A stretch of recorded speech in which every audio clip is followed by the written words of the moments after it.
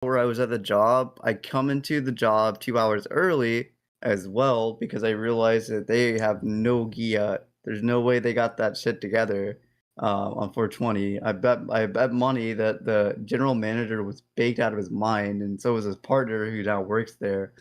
And I go there to, them being baked out of their mind and absolute chaos. So I go in and, the quote from the general manager is, "Damien, you're like clutch, bro." And I was like, "All right, whatever. Fuck, all right, all right." And I go in, like I walk out. Okay, before this, I wake up, I talk to you, I go outside, right? Almost see a car crash off the bat. And I'm just like, oh, this is gonna be a great day. Like everyone's like, and then you can see how people drive sometimes. Like everyone's like fucking high or scared someone high is gonna hit them. And I'm like, okay, well, I guess this is what's like living in Seattle on 420. Let's go. I go hit the bus. Dude, the bus driver seems kind of like buzzed. I'm like, oh my god, all right, go over. I leave the bus. I go into the job 2 hours early. My general manager's high as a kite, and everything's a disaster. There's like 10 orders like on the line. I'm like, okay, this is fucking crazy. Let's go. Clock in. I had like a Coca-Cola, which for me is like an energy drink. So I was like, I'm hype, I'm ready. I go in, I deal with the orders. I then deal all there's like all the dishes from 6 a.m. were still there at 2 p.m., which is kind of gross. So I cleaned all that up, and then I just spent the entire day watching people almost get into car accidents and people in authority positions be like high enough they couldn't even tell the difference between like cups. I had a Metro police officer literally come up to me and try to debate to me, high on his job, that one large cup was bigger than a different large cup. That like I had to.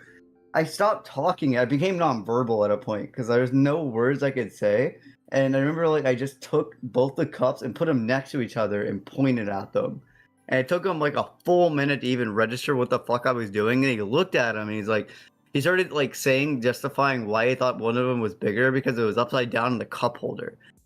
Like what the fuck? Like, fucking police officer. I'm just like, what? Like, I don't know. Yeah, we had this person complain about like peppers on a pepper sandwich, which was fucking insane.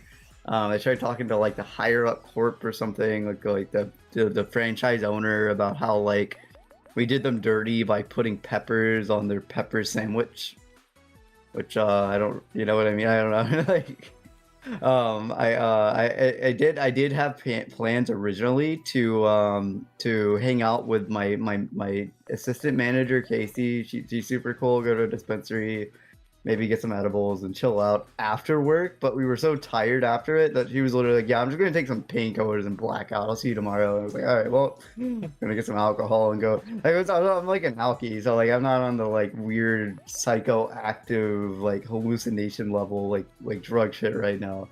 When I do like weed, it's like I'm doing like I'm trying to like do like 1,000 milligrams, and just like clock out. I'm not like trying to function on that shit. It's so fucking weird. I think it was around like 4. We had 200 different orders. Which one order could be like 30 sandwiches, for instance. So it's an insane amount of business. We currently still have that 420 dime bag deal thing, but this is gonna be the last day for it. I actually have to go to work in like a little bit, but yeah, there you go. That's pretty much what happened. I was running like it's me and my assistant manager Casey were literally the only sober people probably in a mile radius. So it felt like we kind of had like it's almost like having demigod on like in real life because everyone else is like tripping on their own feet and you're just kind of like pointing at the same exact two like size drinks for someone. Like, is it the same drinks? Like, I don't know. It's kind of weird. Yeah, I think a lot of people expected everyone there to be like on some shit, but like I don't know. I think yeah, 420 is like my favorite because I will not use any substances. I'll just watch everyone else like fucking. Yeah, I watched someone almost just like wreck a 50K car because they didn't realize what parking spot to go into, and they went in this 2 lane next to my job to park, and they ended up going into like the compact vehicle parking, And like it was so weird because like, we were like me and Casey and we had another coworker, Sawyer, but he was high, so he was part of the whatever you call that. You know, I just fucked with him the entire time. Like, I went into the job like because of all, like me almost saying multiple car crashes. I went into the job telling everyone like I want to see a car crash happen. Like I want to see some high idiot get into a car crash. From like they shouldn't even be driving. Like they should not be driving. This is ridiculous. Anyway, watch this dude go like put this like Toyota Tundra motherfucking like huge ass heat truck into a compact vehicle parking area directly next to a 2-lane what do you call it, like 2-lane split off of a highway, because I'm technically on a highway. I'm on like Roosevelt way, so it's like where the bus route is and everything in Northgate. So like dude literally parked his car, and like I was like anytime like anyone was parking, that my coworker Sawyer, I was like, look, they're gonna crash. They're gonna crash. Look, I'm telling you. It made him feel really awkward about being high the entire time, which was kind of funny because I was like, it was so clear he was like high, and I was like, this is what happens when you smoke and drive. You know, he's like at his job high. I'm like, this is what happens when you smoke and drive. And it's just look at this dude like spending, I don't know, fucking 3 minutes to park a truck, and then I don't know, like he like the driver went over and he looked at the back. He had the passenger looking, he was like confused, like monkeys were really looking at their car. Like, did I like damage my car? They got like way too close to the sign. Like, I don't know, fucking wild. It was what was really interesting was we were completely slammed until around 4 p.m. and then we just died completely. There wasn't even people outside. Like it's like everyone just got really high in the morning and then completely like they got their munchies and they just went to sleep. I was expecting like a much busier day, but like no, like after like 4, everyone just kind of like went back in their cribs and either passed out or something. Like we had I think it was like 180 orders at around like I took a picture and sent it to Neeraj actually. 167 orders around 4 p.m. But at the end of the shift at around 9, we had like I think it was 190 something orders. Meaning it was actually 20 orders. Like we're within the same like around the same period of time elapsed as 140 orders. So anyway, there you go. That was my 420 experience. I ended up getting a fifth of vodka and then watching Off the Air with Neeraj, and then also hung out with Bullet Bill, who's trying to explain to me how wrestling works, which is pretty lit. Sound. Thanks for the info dump. I was like thinking, wait, is this a YouTube video I'm watching? Can I put it on 2 times speed or something? Like you asked me. That's my response. I that's my response. That's what I'm saying. But wait, so I got a question, right? I guess a hypothetical or whatever. It's not really hypothetical, but the way you describe 420, do you think that the sort of energy around the weed, right, has all right, I need to set the stage right now.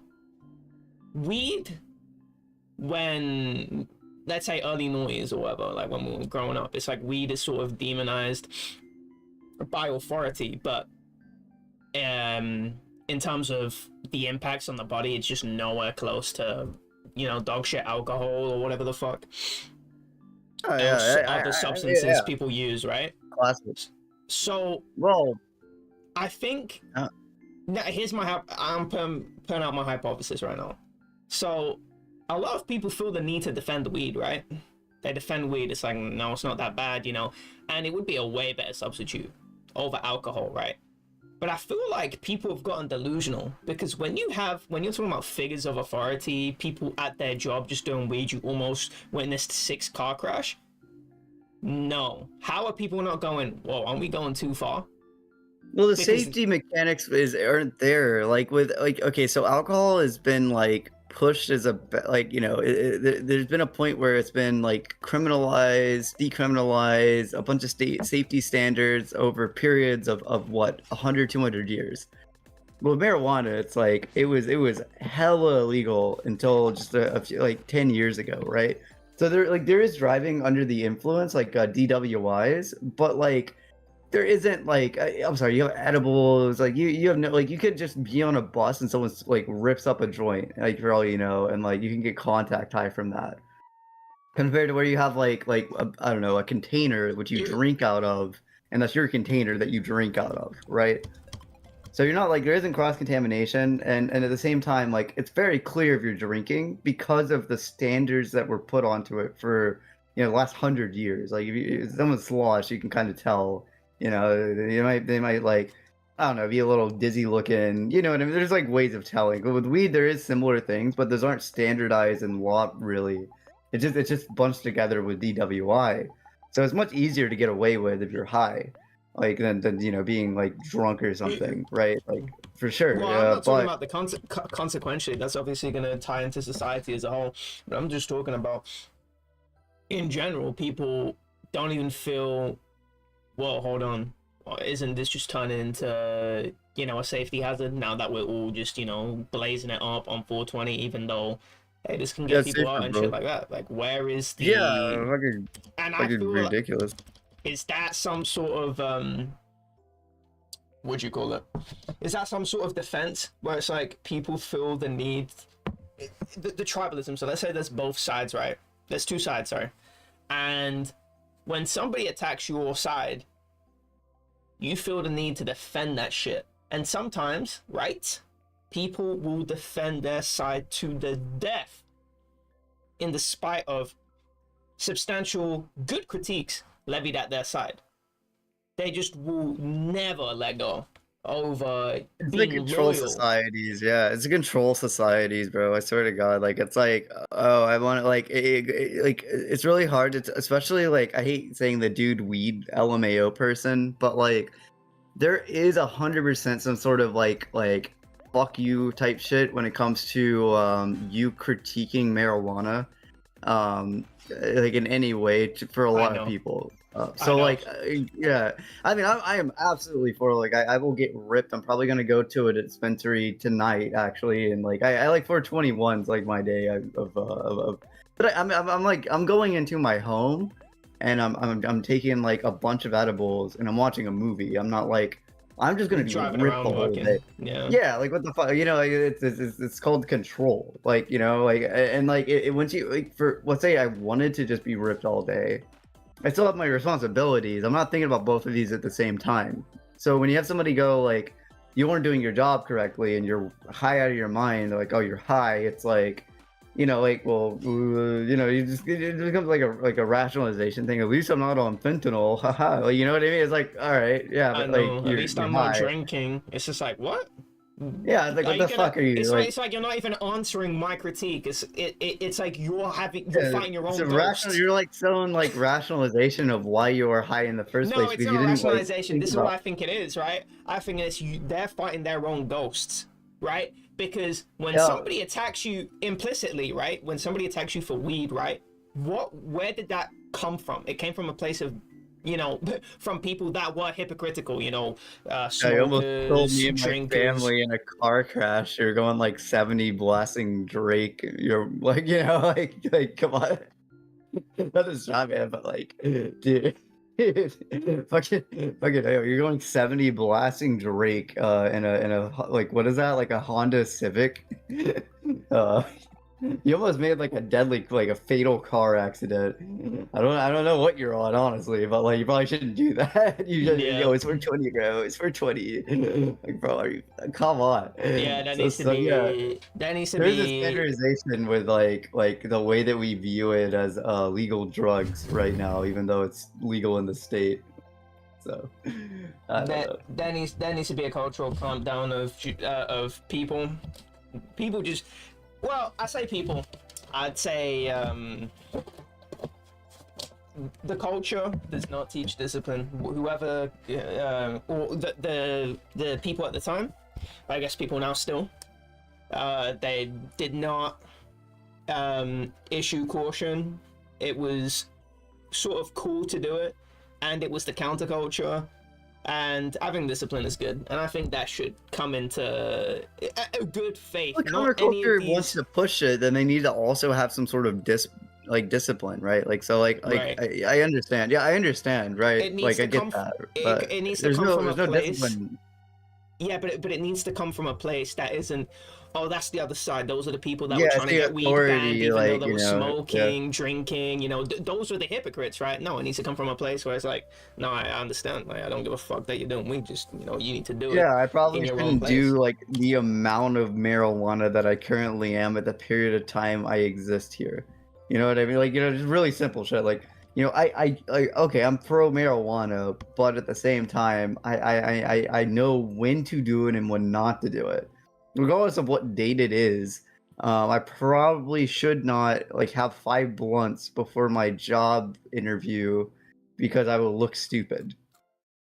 Right, like, it's really, like, simple shit, like, regardless of my opinion on this substance, it's like, like, okay, one of my favorite arguments is a recreational heroin user, so, let's say you have a recreational heroin user, they use it recreationally from 2 p.m. to 4 p.m. every other day, and that's what they do, that's their thing, they do it, they can function completely, there is no difference from this person compared to a different like, anyone that doesn't do heroin. Unless you're in that 2 hour period, you have no idea that they're a heroin user, right? Like they're a functional heroin user. I respect that. If you're gonna do heroin, do it do it recreationally. You allot an amount of time in your day that isn't going to affect your job life, your social life, etc. And there you go. Now you can recreationally do heroin. Like when it Yeah, comes if to you can marijuana, it's recreationally do medicinal. heroin, nah, I'm sorry, that shit is not sustainable. Be real. In a No, short no, it's, term, it's in a span of hypothetical. a Hypothetical. year or a month. It's used to treat people with certain. There is actually doctors that do treat people with heroin. Like, if Of you want to take course, to a more realistic perspective, like I don't know, I take painkillers from 2 to 4 or something because of my back pain. of Right, I course, take right? oxy, I pop But this is oxy or what we were something going and back chill out. before. Go back to the other conversation that we had a few days ago, or maybe yesterday, where it's It was you yesterday, yeah. need a doctor to prescribe shit to you. Don't do this. This is the drinking conversation. Don't if you have some sort of deficit where you need to take a substance, speak to your doctor. That is the best person that you can speak to, as opposed Yeah, to the people yeah. that are just trying to sell it to you, especially if those substances are dangerous. And when it comes to heroin, it's like, oh, if your doctor's treating you, yeah, I feel way better about that because he's probably going to be considering way more things than the random bum Oh drug yeah, that's dealer not even a on the street, comparison. right? Yeah. Yeah, I never said the source of the heroin. So like, the hypothetical here is that it could be from a doctor. Who knows, Well, when you right? say heroin, right? Heroin implicitly means off the street because when they use heroin in procedurally in the medical world, they don't call it heroin. As far as Sure. I know, I don't think they do. They do. There is actual heroin that they use. Yeah, No, no, they that's a real use thing. heroin, but they don't call it They call heroin. I don't they call think. the actual, yeah, yeah. I see what you mean. I see what you mean. It's yeah. Try to add some sort of authenticity to it by calling it a chemical structure. Yeah, some Yeah. like fake. You know when you read. Oh, do you have you ever like read something that I can just use an example from zombies, right? Like when it's just the word zombie itself is it's jargon for just undead men. Oh yeah, I've heard. You don't understand, like as a zombie player, how many times I've heard like the zombie like topics about zombification of people through like drugs. Oh my god, that's like a class. Like, oh my gosh. So anyway, I'm a doctor now. So let's say you're recreationally using C21H23NO5 Right, from 2 to 4. right. All I did was say the chemical structure. That's all it is. It's a formula for heroin. So like, Yeah, no, I it's know, I what is know. it? No, I They didn't call it know that. Whoa, diamorphine, like your morphine. Yeah, morphine that's it. opioid Morphine. substance. That's the one. Yeah, diamorphine. Morphine's, diamorphine or what is it? Diacetylmorphine is another one. See, so when I say it like that, I'm taking diacetylmorphine from 2 to 4 recreationally, but also medicinally, low key. Like, it's like, okay, that's a bit different than saying I'm banging heroin from 2 to 4. It's the same exact thing. It's like me saying I'm taking methylphenidate and say instead of saying like I'm taking speed. If Like, it's yep. prescription, way different. Yeah, fair enough. Fair enough. I do believe in self-medicating, but obviously I do like if you're gonna do that, it'd be like you want to be in really clear communication with some sort of healthcare provider about it. I don't know how much I believe in Like, self-medicating because it's like on a population scale. If I'm talking to an individual, then that's on an individual level. But if it's on a but population, yeah, on a I do population not scale, you see, like trust we're like these monkeys. Yeah, people. we're monkeys. I see.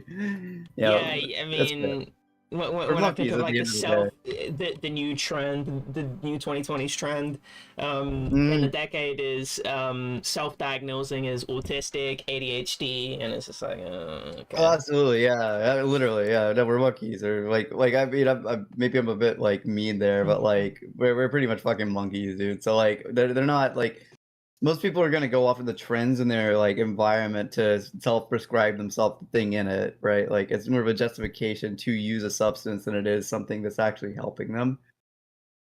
Like, when I Mm-hmm. was younger, for instance, like, if I was, like, when I was, like, 14, 15, I heard all this shit about marijuana being, like, creative, like, it's a creative, like, like, you have more creativity on it, it relaxes you, you can eat on it, you can sleep on it. Oh my god, I can't barely do, like, any of those. That sounds beautiful, hell yeah. Let me smoke up real quick.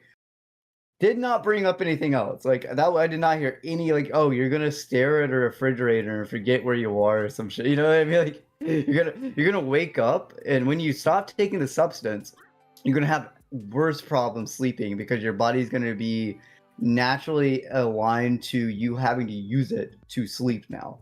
If you use it enough, you're not gonna be able to sleep without it.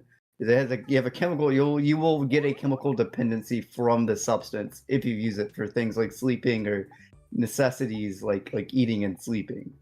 Um, so those aren't usually brought up. It's usually like it helps you sleep. Like alcohol helps you talk. You know what I mean? Like it's not really. It's not like I don't know. Like the effects are not equivocally like explained pros and cons wise. Like you don't have like usually with marijuana or something, or honestly most drugs, especially in a self medication perspective, a lot of the time they're self medicating because they only hear the pros of it from someone that already takes the substance. Like Mm-hmm. marijuana is a really good one when it comes to like, especially if you want to see like like the social impact of marijuana, like the way that I see a lot of people on it from culture is from someone like either a role model or someone in their environment using it. um a really good example when it comes to like someone in there like what do you say, like a role model, like it sounds really cringe, but there's a bunch of people that just smoked weed because of Wiz Khalifa back in like like 2011, 20 like 15 period. That was a huge thing, Wiz Khalifa, Snoop Dogg. You have these like role model rappers that are just like, oh yeah, I just smoked 56 blunts a day, and like I look at Yeah. me, I'm a multi-millionaire. I don't really know why you want to, like, Elon Musk. Even Elon Musk smokes weed, like it's really easy to jump on that and use that as an influence to self-medicate. I'm sure if it was like instead of it being marijuana, it's like ecstasy or like some sort of harder substance. Adderall is a really good one. Adderall is a really, really good one with this because a lot of the people that are taking Adderall are college students, and then you see people that don't even have high school educations that go, I don't even have a high school education, and I loved Adderall when I took it at that party. Oh man, yeah, I should go on Adderall. Like, it's really easy to jump into that and like justify the routes through influences that you view higher than you or your environment. Like marijuana is a like huge one with that because I mean, like literally the job that I have advertises 420. Like that's like they're using it for marketing. Like Jimmy John's uses it for marketing.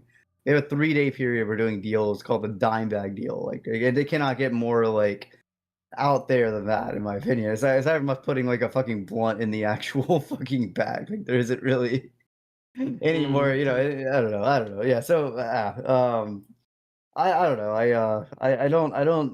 don't like I don't have an issue individually either with when it comes to self medication, but I also don't really trust human faith when it comes to the pot, like on a macro level, everyone trying to self-medicate.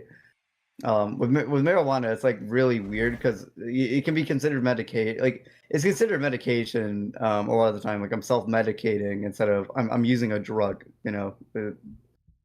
Weird. But anyway, I have one more day of this shit. 421, we still have this deal going, so I'm assuming it's gonna be kind of the same deal. I'm also waiting for a bunch of my regulars to come back and like apologize for being really high at my job from yesterday. Hmm. Mm-hmm.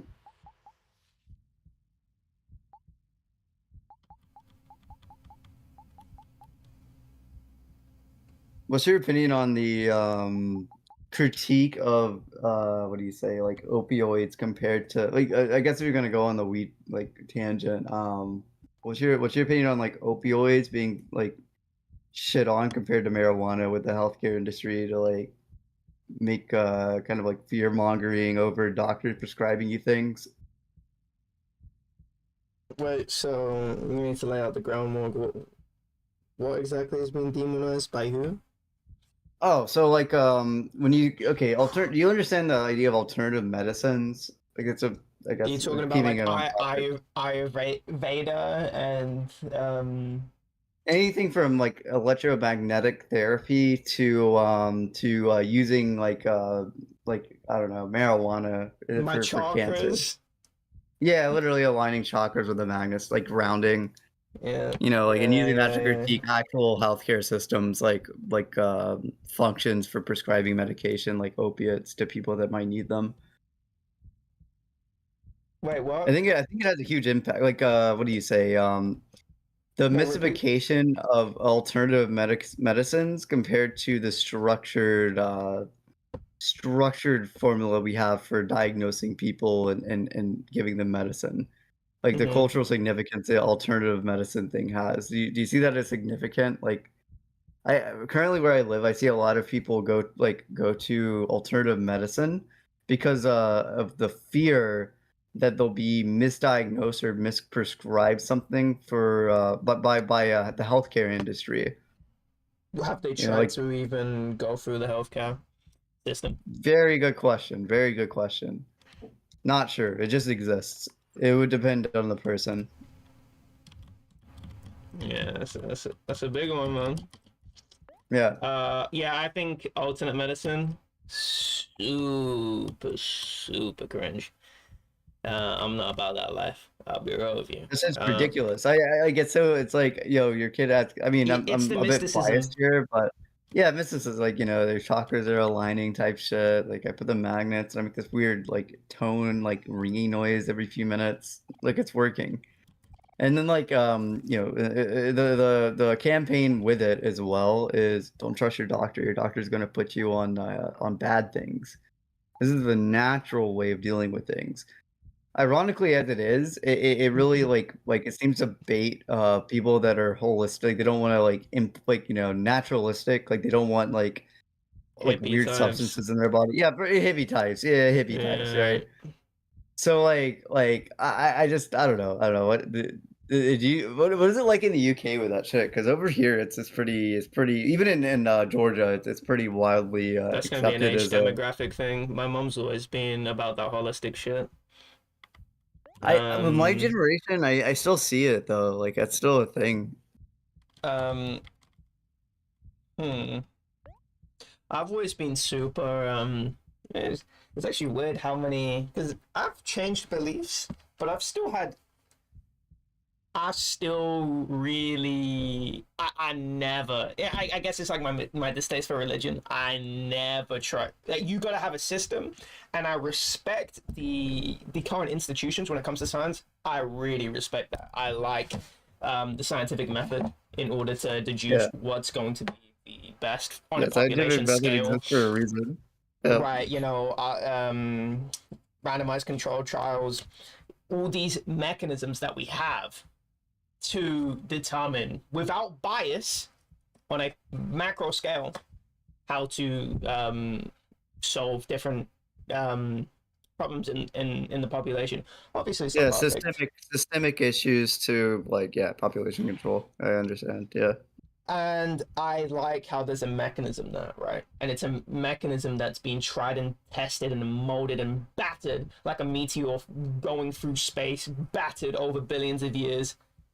Um, This is I what it brought up the difference in like how people view alcohol compared to marijuana. There isn't really any systemic trials outside of like I mean there is, but it isn't at the same scale as alcohol. Alcohol went through an entire prohibition period. So like Mhm. you can I get a lot of people compare that to like the war on drugs, but anyway, it's had hundreds of years of like legalization, delegalization, and vice versa. So there's like a lot of studies on how that's why like you can't drink and drive. Like it's not really the same when it comes to marijuana. Just gonna throwing it back, but when it comes to alternative medicine, though, it's like there really yeah there is also like I mean it usually goes back to like like oh Chinese herbal like remedies that existed for a minute, and there's active like chemicals in it that correlate to medications that exist on the market, and you can kind of get a gist from that. It's like there is some sort of like it's its own like isn't there is no scientific method to it. It's like it works for you or it doesn't. Um, was it's widely accepted like in a lot of places like I don't know like everything from acupuncture to chiropractors to aligning your chakras with a psychic like all of that's this existed forever but there isn't really like I don't know yeah it's very very odd there's not a like body that's instituting shit. There's no control over that. I like study control. Yeah, that means things are going to move slowly, but I love how it's like just you can just go and read published papers that are peer reviewed and that it's sort of like you have a bunch of people in an institution that are there and they've gone through the school system and they've sort of gone past every check. It's like, okay, I got out of high school, went to university, got my degree, and then now I'm sort of doing. I'm in this institution now, doing my shit, and there's also other people there, and then we're all sort of like looking at other people's work. That's peer review.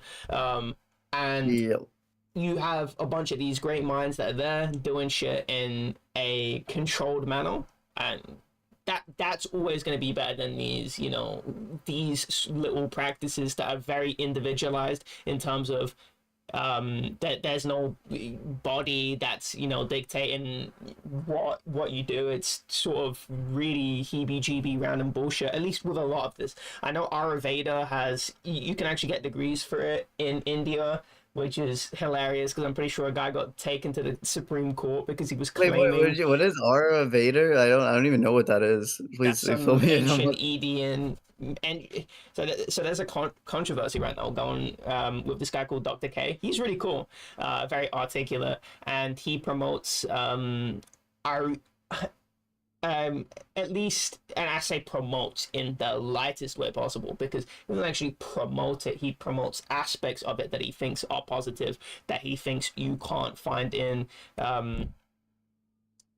what you call it, scientific medicine, and he sort of overstated something to do with it, and so there's discussions going on around I guess online medical community because it's not like the actual medical community talking about this, like online medical community talking about this art it's such a hard word to say, some Indian word. I don't have the pronunciation or understanding of the language to gotta pronounce it. roll your Ayurveda, confidence. Darth Vader, whatever. I just call it And Darth Vader. Roll with it. What is Darth Vader? What is Darth that? Vader. So it's an Indian system where you have these practitioners, are Darth Vader practitioners, and it's like it's Is basically the about Force? a bunch of ostensibly it's a bunch of I say random, but it, it's seemingly random. Where you have a bunch of different techniques. It's like, how do you have diabetes? Okay, we'll piss in a hill of ants, and if they go to it and start licking it up, then Oh yeah, God, I see what you uh, mean. Yeah, put the right. Put a four-leaf clover in your back pocket, and if it flips in your pocket throughout the day, you know that you have, like, AIDS. Like, yeah, like, Right, right. superstitious bullshit. Yeah, okay, okay. Right, I get a gist. and in this discussion that he had, which is really funny, um, he was talking about when these practices get written up in Western publications, they remove the methodology, and a lot of the Mm, methodology includes, you know, balancing of chakras and whatnot. And he's fair saying, enough, yeah, it's, well, like, if really you aligned to Hinduism, and I get it. Okay. right, and he's saying if you remove all of that, sure, it sounds heebie-jeebie and bullshit. It's still useful to have the methodology because if there is anything there, then we can go to and go, oh, okay, now this is, you know, why it came to be. And the hypothetical he proposed in order to push the claim that he made is what happens if the aliens came here and then we introduced them to what do you call it? The fuck is it called? What's the mold? I forgot what the Oh, fucking mold. penicillin. Penicillin, right? Penicillin. He's saying, all right, yeah, we tell them about the mold into penicillin combo, and then we start talking about germ theory. But then the aliens are like, what the fuck is germ theory? This is a bunch of nonsense. And they take it back and remove the germ theory. Well, if they remove the germ theory, they don't know that how we got to, you know, we they don't know the framework on which we understand how penicillin works, and so they can't replicate it. It's only one thing that they can borrow from our system, rather than they have a whole framework to understand and introduce new medicines into As their you said, framework. groundwork, yeah. um but then jump theory is proven, and chakras on. I'm sorry, chakras are never going to be No, proven. it's like you're looking at like a mental like mind versus body a lot of the time. Yet both of these are body. I think that's always the biggest meme, like mind versus body, and then like your mind is part of your body. So I guess it's kind of I like how we like separate these two things. Like, I don't know. I could have like a like feel like I don't know, like my leg hurts, so I think differently. You know, like it's really simple. I don't think I need to align chakras. I probably just need to take some fucking Tylenol at this point. You know, I don't know. Yeah, I see what you're saying. That's weird because like I was gonna say with a lot of the way that alternative medicine is pushed, especially when it's like somewhat spiritualistic, a lot of the activism towards it being campaigned and used the way it's marketed is almost like direct resistance of how the healthcare and medical systems currently work, which clearly already have flaws, but like you know, it's like, okay, well, your doctor, like, it's like, don't trust your doctor, trust me. And then you have your doctor going, don't trust the dude using like electric, like frequencies to test whether or not you have AIDS. Let me just give you a blood test. I mean, this has existed for like, you know, almost a century now.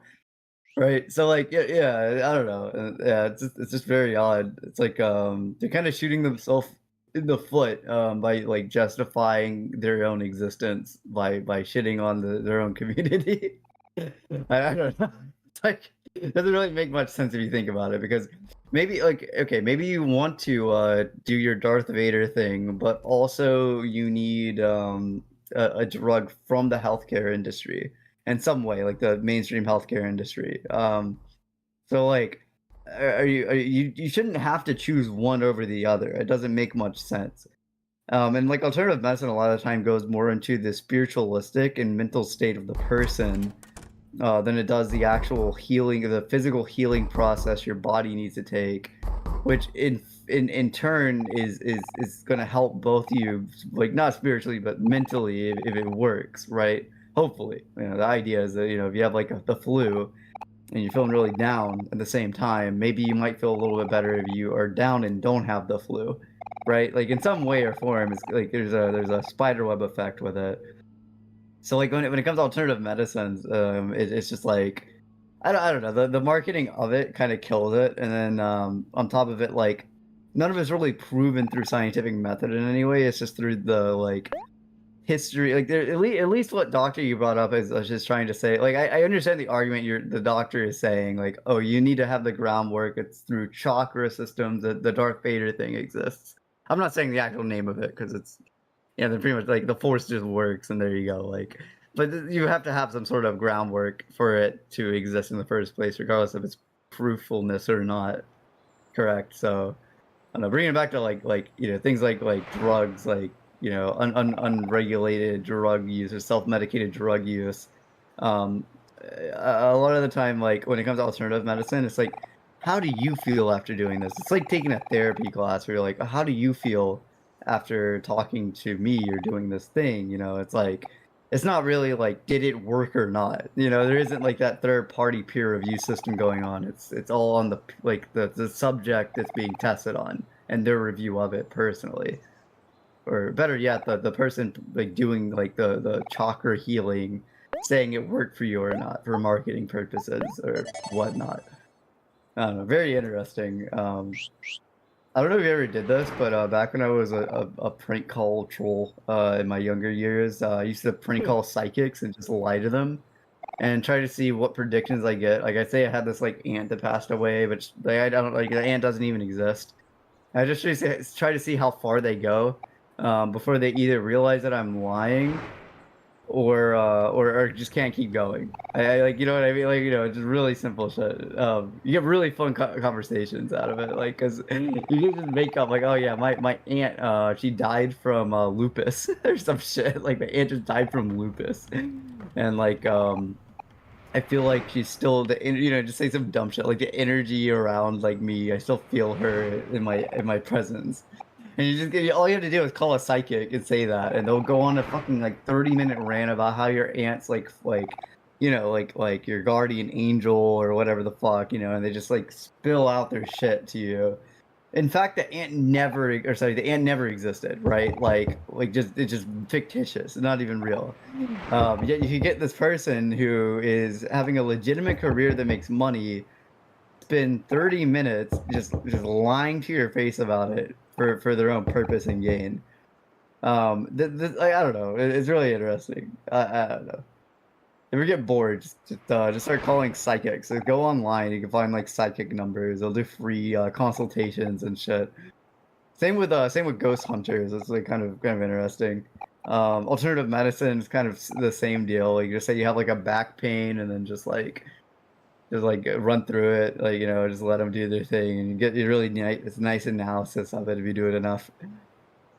Um, when it comes to like rooting why they do it, that's another really fun one because if you ever ask a psychic why they're psychic or how they're like have gotten to the point they feel they're psychic, usually they'll just say it just came to me like an epiphany. It's not like, I have this like groundwork research on how I'm able to communicate to the dead or foresee your future, right? It's just like it's an epiphany. It just works, bro. Like, dude, weed will melt. Like it just works.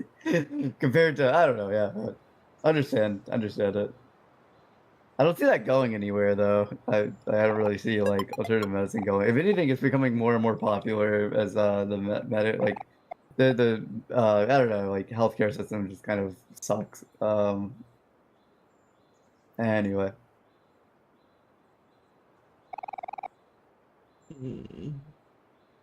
If that's somebody with cancer though, like I guess if I was to like put it in a hat, I'd be like, okay, if my grandma had cancer and she felt that her like readings from this like tarot card were legitimate and she I don't know had like acupuncture because it helped the flow of her blood or whatever the fuck, like I'm not gonna stop her from doing that.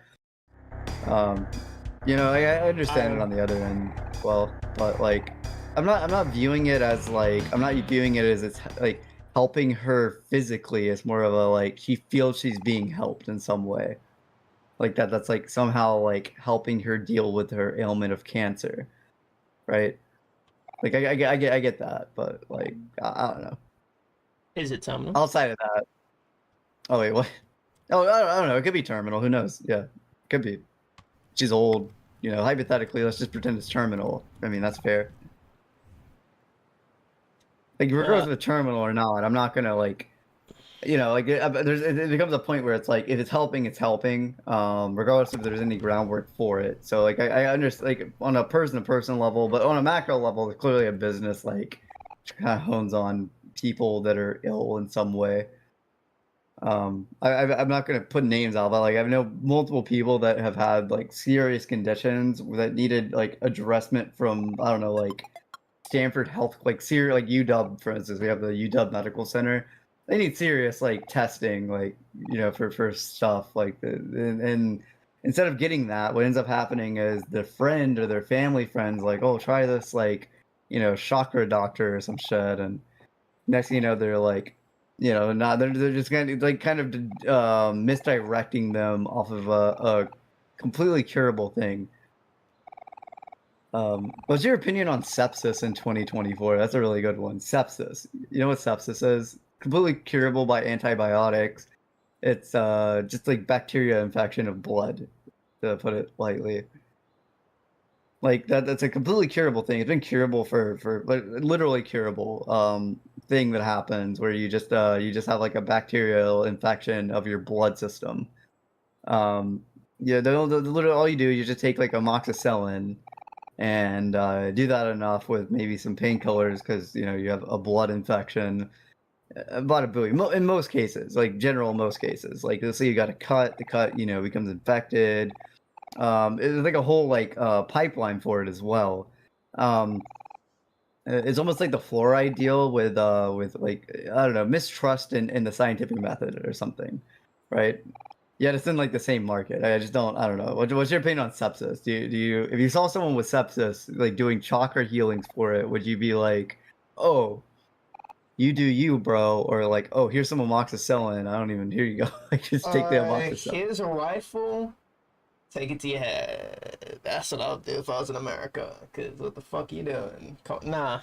Actually, yeah, I would.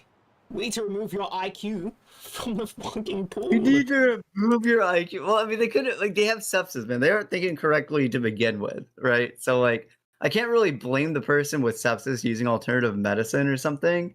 I blame the people Completely around curable them. disease. Yeah, no, no, of course. It's Completely gonna curable. be Within a week, you can deal with sepsis. Unless it's like there's a certain point with anything like I think it's like there's like stages to sepsis, but there's a point where it affects your heart and your brain. Then it's really hard to deal with. You have to like pretty much go into a coma, and then they have to IV drip antibiotics.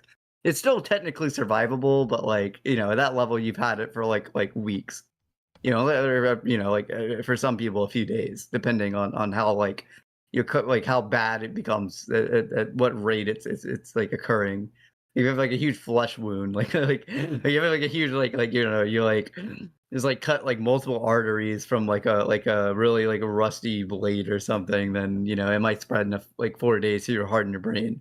You know, to the point that you have to be on IV drip for it. But like most of the time, I'm not like random like probability, like 70% of the time you can cure it with amoxicillin and resting. Um, you know, that's where it's like if you're seeking alternative medicine in that sense, then it's completely stupid. It's just dumb. It's just dumb. Like it doesn't. It's like you know, like the misdirection of it, yeah, being in the same thing is really silly in my. Not to ramble too much, but you know, I feel like there's very clear examples that you can use where it's like clearly the alternative medicine route is not gonna like self-medicating anything that isn't amoxicillin. I mean, sure, if you like want to take up like you know self-medicate heroin or something, you know, to like deal with the pain of dying on a hospice level, then you're kind of just killing yourself, right? That's where I don't know, yeah. And I put it on a lesser extent, you know, if you have like a back pain, instead of taking Tylenol, you smoke weed for it. You can consider that self-medication, like taking Tylenol, but like it's not the correct substance to use. You have like the counterculture effect of it with alternative medications, you know, holistic medications that kind of push that to be like a pain relief, and some people literally believe that like taking like substances that are psychoactive somehow like I don't know, you have a bunch of pseudo intellectual bullshit wrapped around it with a counterculture, so it becomes more prevalent because of that. I don't know. Really weird. I can't blame the person doing it though. I blame like the environment they're in, really. You know what I mean? Like it's like it sucks they're dumb and they don't have or not dumb. Sorry, that's fucked up. But like they don't have like the correct education to understand. They should Yeah, I probably take know. amoxicillin. Yeah, Yeah, I but like know. it's like yeah. Anyway, just odd. Um, They're moving it, like, recreationally, I don't know, it's kind of a similar, gist where you think about the harm like, the harm reduction of a certain thing, and it's like, I don't know. It's all turtles down is, like, my favorite analogy with it. All it becomes all turtles down where it's just social conflict on, like, justification with legalization of certain things and the practices that certain, healthcare facilities, like, have using those, like, a, what do you say, like example for all of them, which is I don't know.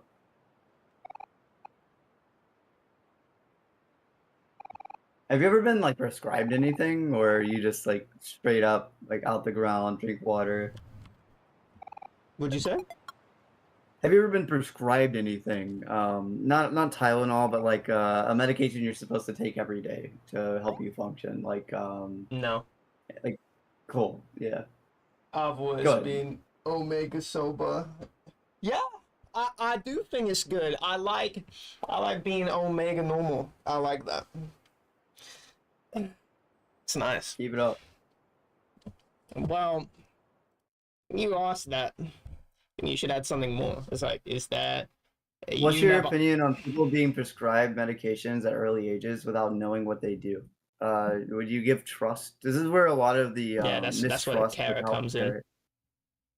With what? Wait, That's where the what? carer comes in. That's the job of your carer.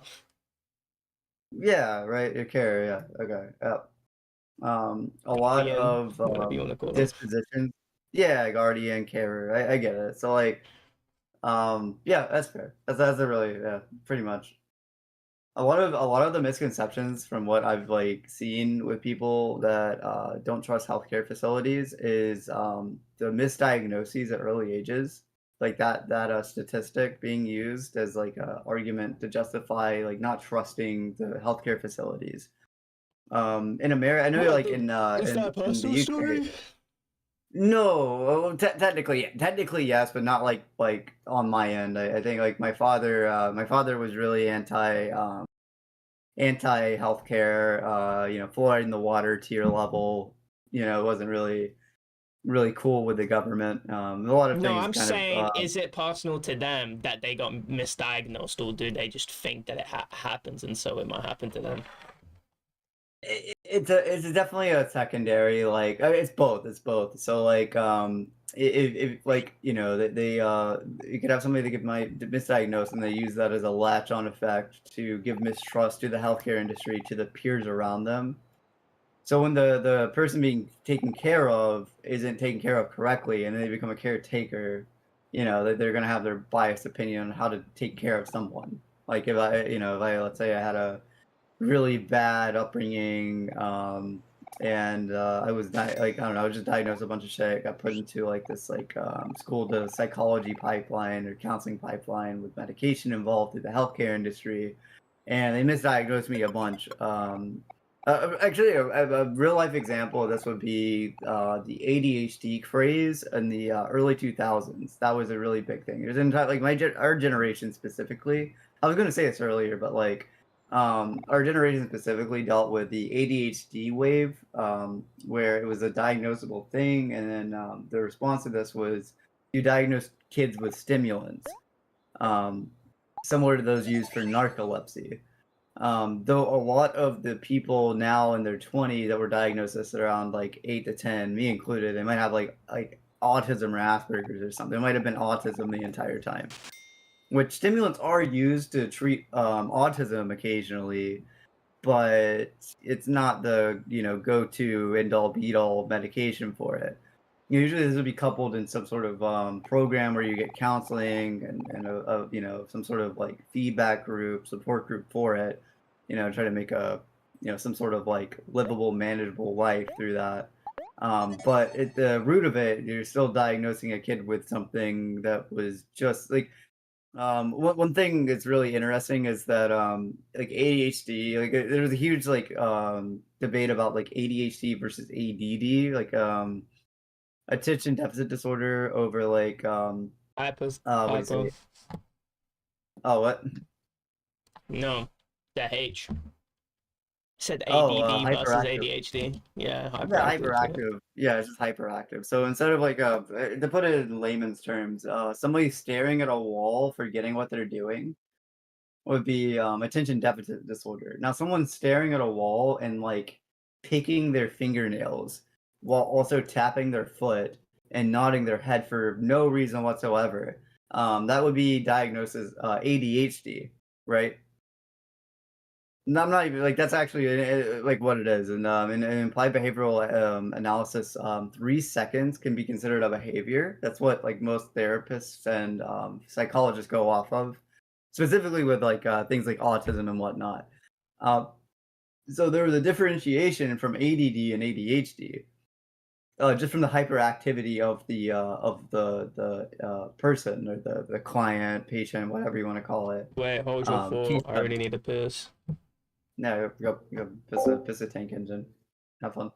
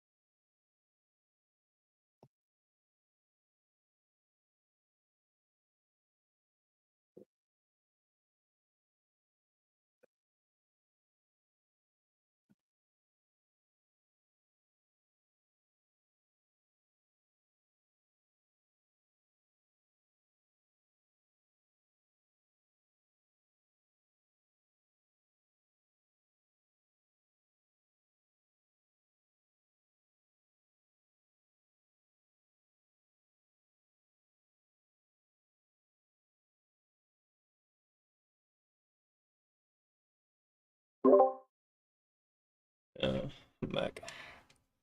That was a fast ass. You did not wash your hands. No, I didn't. I can tell. What was it? So like, so what I was saying was, there was a distinct difference in the diagnoses of ADD and ADHD, which both of these are just considered unsocially welcome behaviors. Like there's not like I was like somebody just starts staring at a wall or something, and like there's just like they just get lost in a conversation over and over. It starts picking up in a social trend where you're like, oh, that person just does that, and like that became like a diagnosable thing where you're just like, oh, you have ADD or ADHD, right? So like, and you're talking like kids, like developmental age kids, like 8 to like 15 normally, right? That's kind of the range in which you would get diagnosed with these two things. So around like the early 2000s to later 2010s, there was a wave in our generation. We're around the same age. I'm 25. We're give it a few years. So like there was a wave where a lot of school counselors were just finding people that like kids that were maybe not paying as much attention in school or something. They were using the school system to kind of make kind of a guinea pig test subject for these two like diagnoses. And over time, what ended up happening, I mean, obviously these are all just social norms, like just shit. I'm sorry, I don't care what you're saying. Like staring at a wall, just like it just doesn't seem socially like it's not the social norm like, to do that. But at the same time, like, you can't really, like who knows what they're thinking? It could be like, oh, my heart, like my butt hurts. Like, who knows, right? So like anyway, it was diagnosed differently. ADHD and ADD were diagnosed completely differently, simply off of the hyperactivity of the patient. So maybe you tap your foot sometimes. If you do that for 3 seconds, you just went from ADD to ADHD. Recently, there's been a lot of people that have been like pushing for this not to even be a thing because there was the end result of this was a lot of these people being diagnosed with like autism afterwards, instead of it being ADHD. And to give someone stimulant that has autism is like either a really good thing or the worst thing you can do. If they're already overthinking things, like you don't want to give somebody with like Asperger's a bunch of caffeine and have them like stim out. Like they you know, it's not normally there is exceptions of this, right? But like, you know, in a general level, it's not normally the strat. Like usually stimulants in medicine are used for things like narcolepsy. Not normally mental illness. You're looking like SSRIs, you know, type of deal when it comes to like mood changers or something like that. Not like, you know, straight up amphetamine salts. I know in the UK, for is it your country banned Adderall? You cannot have Adderall. You get Ritalin, right? Like, to this day, your country has banned Adderall from even being a diagnosable medicine, or sorry, diagnosable prescribed medicine. Just to give you an idea, like your entire country has banned. Most of the EU has also banned Adderall. But in the United States, it was completely different. Adderall is still completely legal. There was a study where I think a fifth of Ivy League students take it at some point while they're in their school programs. Like it's a very, very classic study drug. Anyway, those sorts of things are like will give, like, let's say my generation, for like, this is where I see like the next few generations seeing the, like, I don't see it getting better when it comes to alternative medications and everything, or self-medication, because if you can't even trust the healthcare system, and you have these very, very real instances generationally that personally affected you, it becomes extremely hard to justify you know, like the trust goes down. And then you see things like alternative medicine that are also coupled in the same way with therapy and whatnot, in the same market. Then, you know, it becomes really easy to hone on that and go, oh yeah, well, the alternative medicine makes sense because they actually care about me. I'm not being used as a guinea pig. You know, really easy logistical loop to make to justify like using like acupuncture and chakra healing, especially if you see a beneficial result.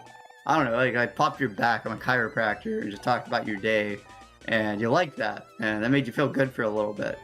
No, it's working, you know, it's working. You know, it's really, really simple. And you get more people like that, you start making a counterculture of against, like, you know, like what do you say, diagnosable I keep saying diagnosable, prescribed medications through the healthcare system. Yeah, really easy. I guess it's a pipeline. I would highly recommend, if you're interested, looking into the ADD ADHD wave of like the early 2000s, because that shit is like real as hell. A lot of the school counselors were like funded by the therapy areas. There's one called like activists. I think it was an activist. It was Avita. So activists like real lean. Activists. Sorry, Avita. Avita was a therapy. I think it was mainly a child therapy and psychology center in the rural United States that was heavily coupled with the school counseling programs of public schools. I personally went to Avita, so like, you know, you got a actual witness of this shit. I'm giving you sort of an anecdote of, or I can never say this word. Personal story of like my own like dealing with it. I was given like a therapist. They put me on Adderall at like 8, and it turns out I probably just have fucking Asperger's, to be honest. Like, you know, that's probably what it ended up being, right? So like I just got coupled into this like pipeline of a test study on the population's like attention span through psychiatric bullshit.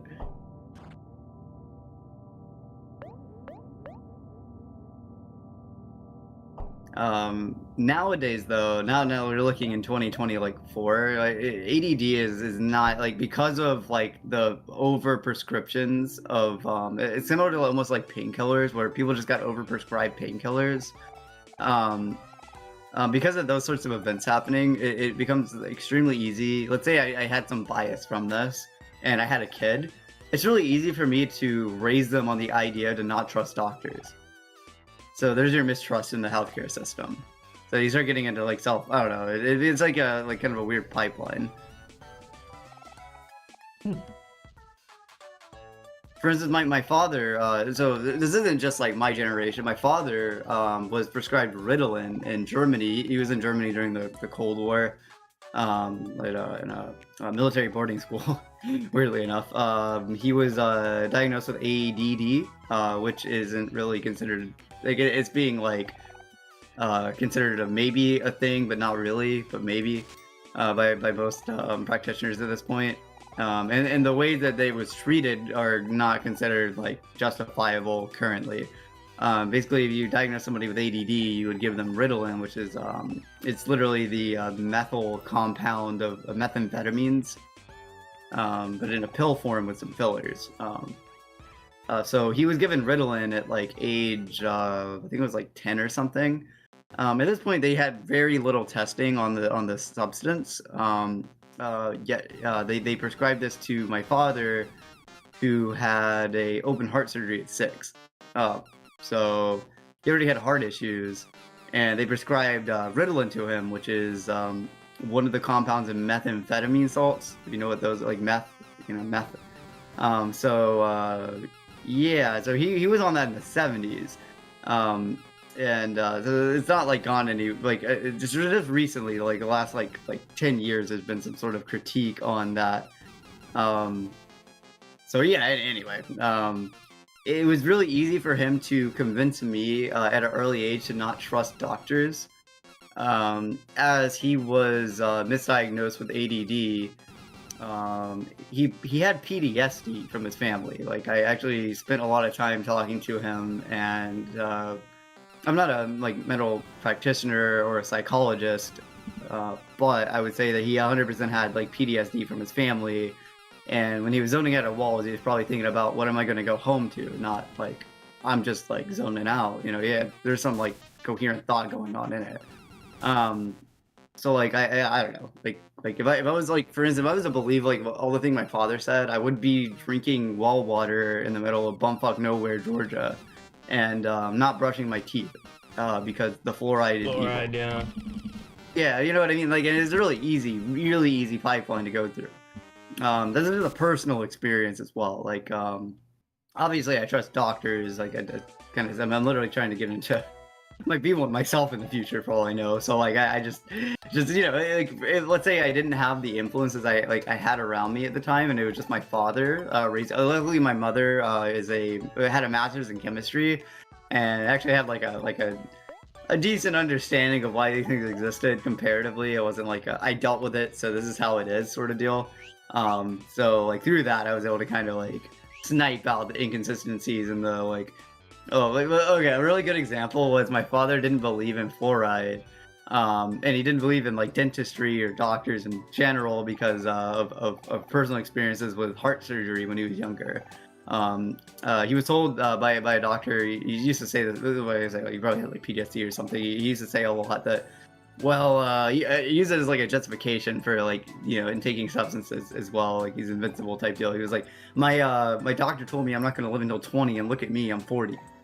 Doctors are bullshit. Doctors lie.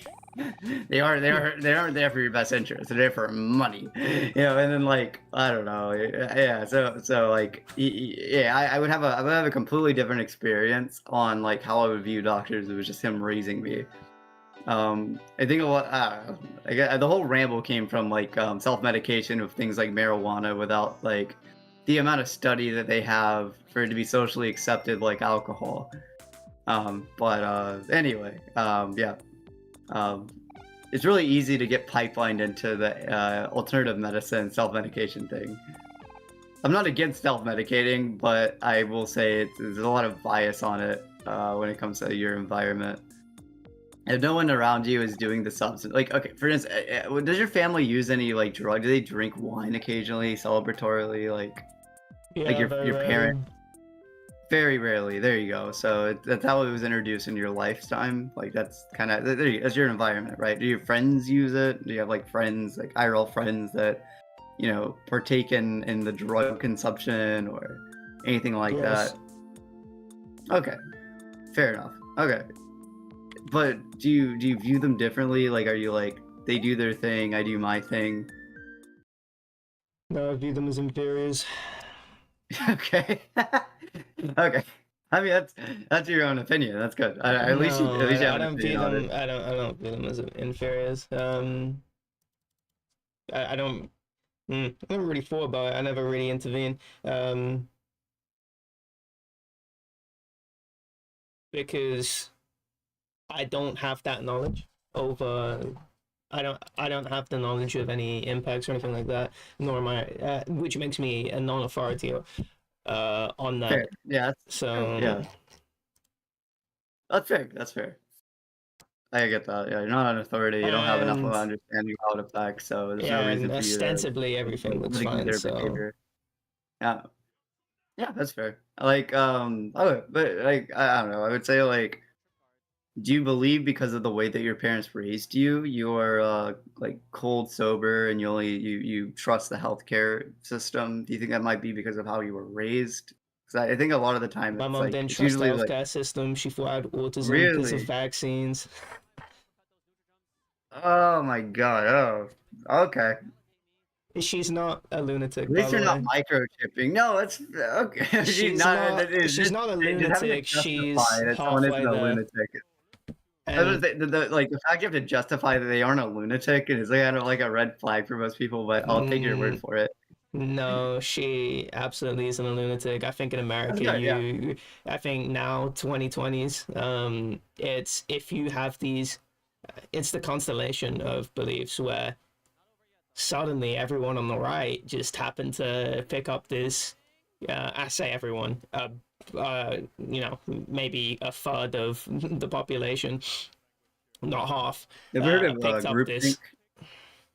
No, Groupthink. but no. Hmm. Um, Sorry, I didn't mean to well, I've interrupt, heard but of groupthink, but I just don't know what you mean by it. But when it comes to constellation of belief, it's sort of like, oh, I have this one belief, and there's a concept. You draw a constellation. It's like it's like, oh, we're gonna draw these figures, and it's like you draw a MAGA hat, and then you've connected all these. All right, yeah, no, don't believe in vaccines, don't like I support Trump. Like anyone that says they're anti-vax, oh, suddenly they support Trump. They don't like Ukraine, or they don't it's want interesting because a lot Ukrainians. of those yeah, a lot of those people are almost like like they don't believe in Trump or Biden or whatever you want to like equate it to, like No, they Boris absolutely Johnson, do. like well, some of It's them do. They're the grassroots though, but no, like I no, don't believe that a lot of no. these The people even old believe politics work. No, no, Like no. they're Well, completely yeah, no, against the no. They systems. don't believe politics work. Politics work, or the institutions, and so they go, and that's a aesthetic. What they do believe in is this one guy that is richest president in history, and they believe he's going to save them by destroying the institutions, which he openly Yeah, it tried to does do. drain the Um, swamp. Yeah. right? Even though he actually didn't accomplish any of what he set out to do, which is any It of was like the claims Goldman of Sachs he fixing. hired. That's that guy's Goldman Sachs. That's a swamp. You just call anything the Yeah, swamp at he that says point. drain the swamp too, but the people that he surrounded himself with were the swamp.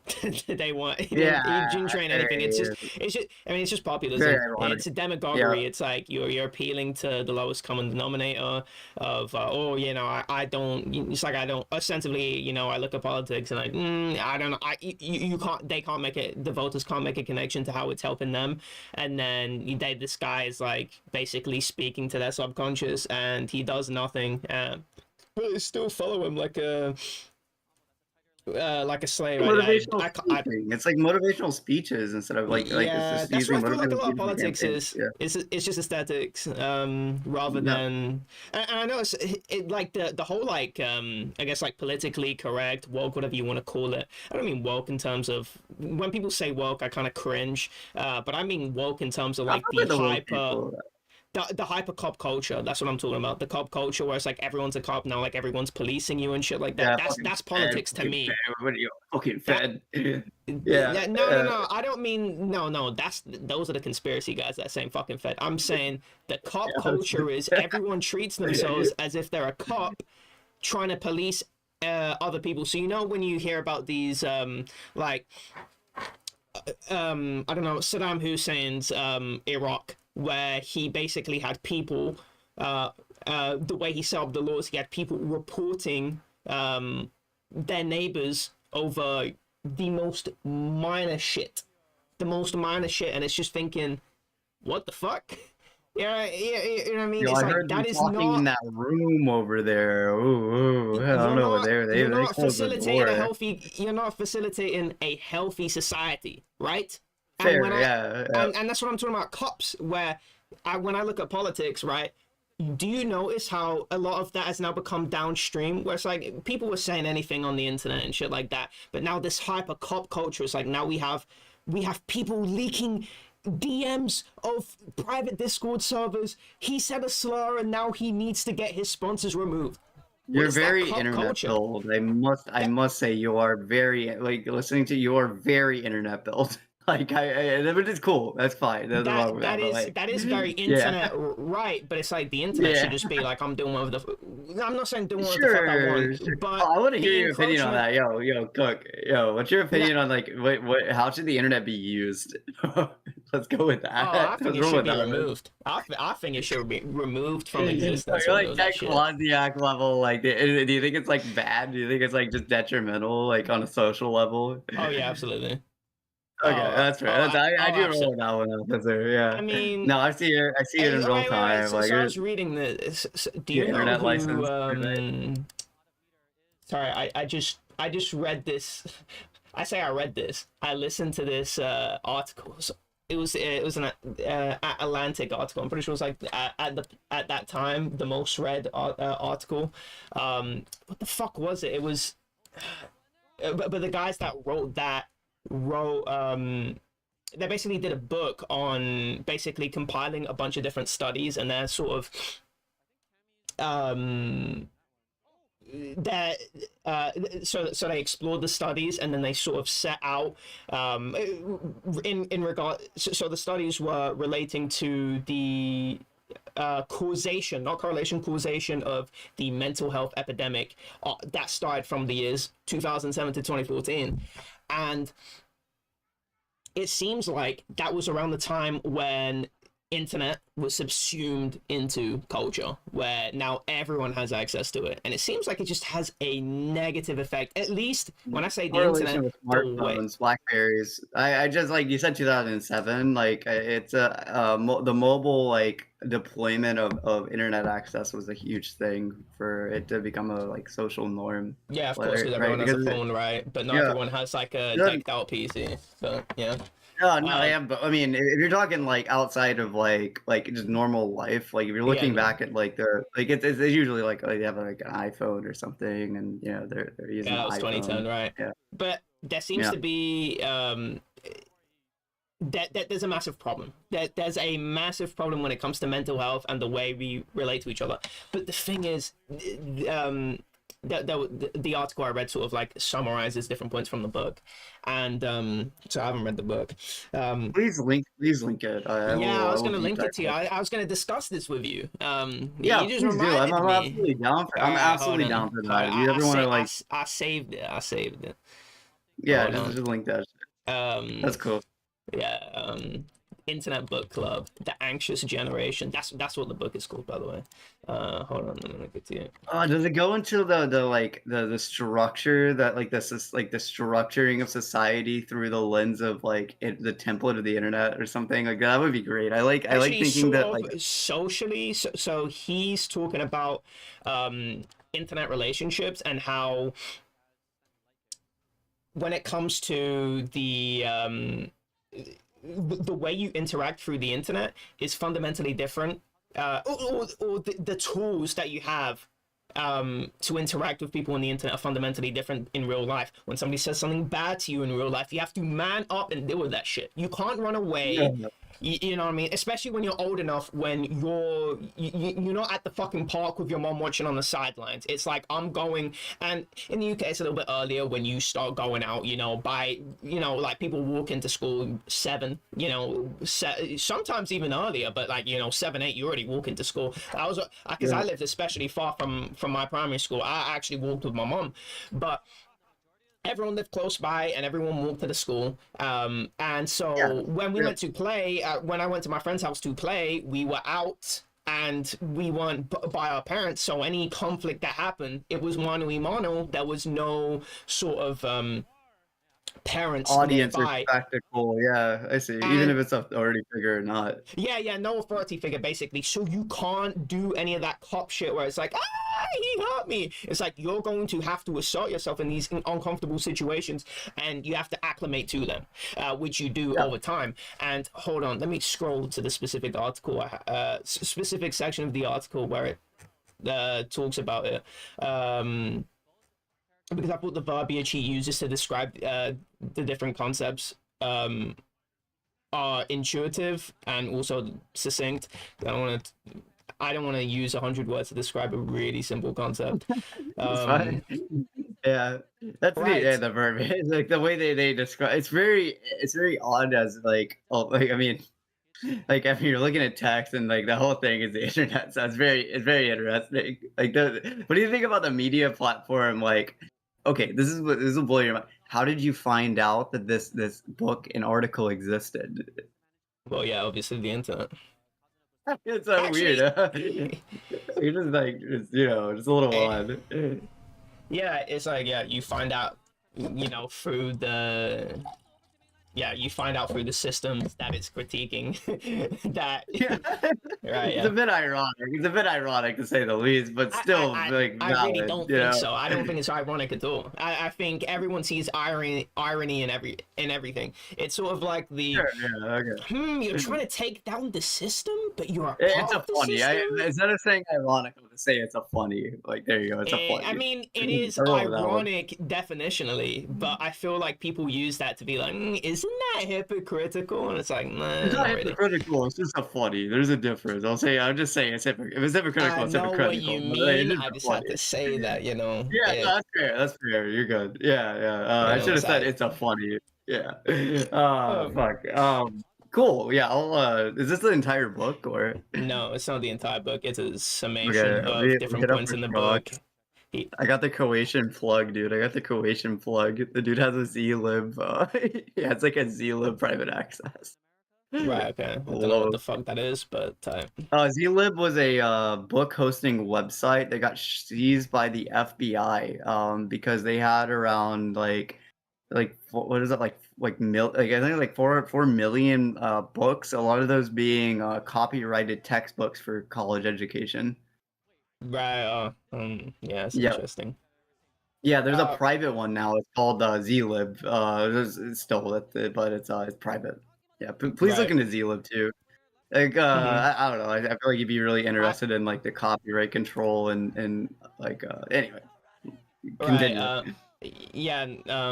I have my own ways finding books, but it's not I don't have like one site aggregate and everything. I sort of just like, all right, time to look for this book. It's gonna be somewhere, and I'm going on like Yeah, you're good. No, a I'll bunch of find it. different That's cool. websites. No, no, no. I got it. Like, don't worry. Right. Yeah,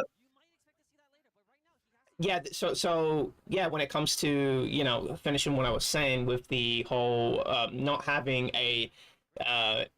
not having an authority figure there, that means you have to acclimate to the situation. You have to adapt to the situation. There is no looking to an authority figure unless something gets like, oh, knife pulled on me and I'm getting chased to my house. It's a little bit different. But from for the inconvenience of going back home and contacting your parents over something, it's sort of like by the time you get home, it's like you've already realized that, wait, why the fuck am I going home to call my parents to go all the way to you know what I mean? It's like you're right. It's just not a mechanism you're using because of the proximity. It's just too convenient, so you don't engage in this cop culture where you're snitching, hate a snitch. I yeah.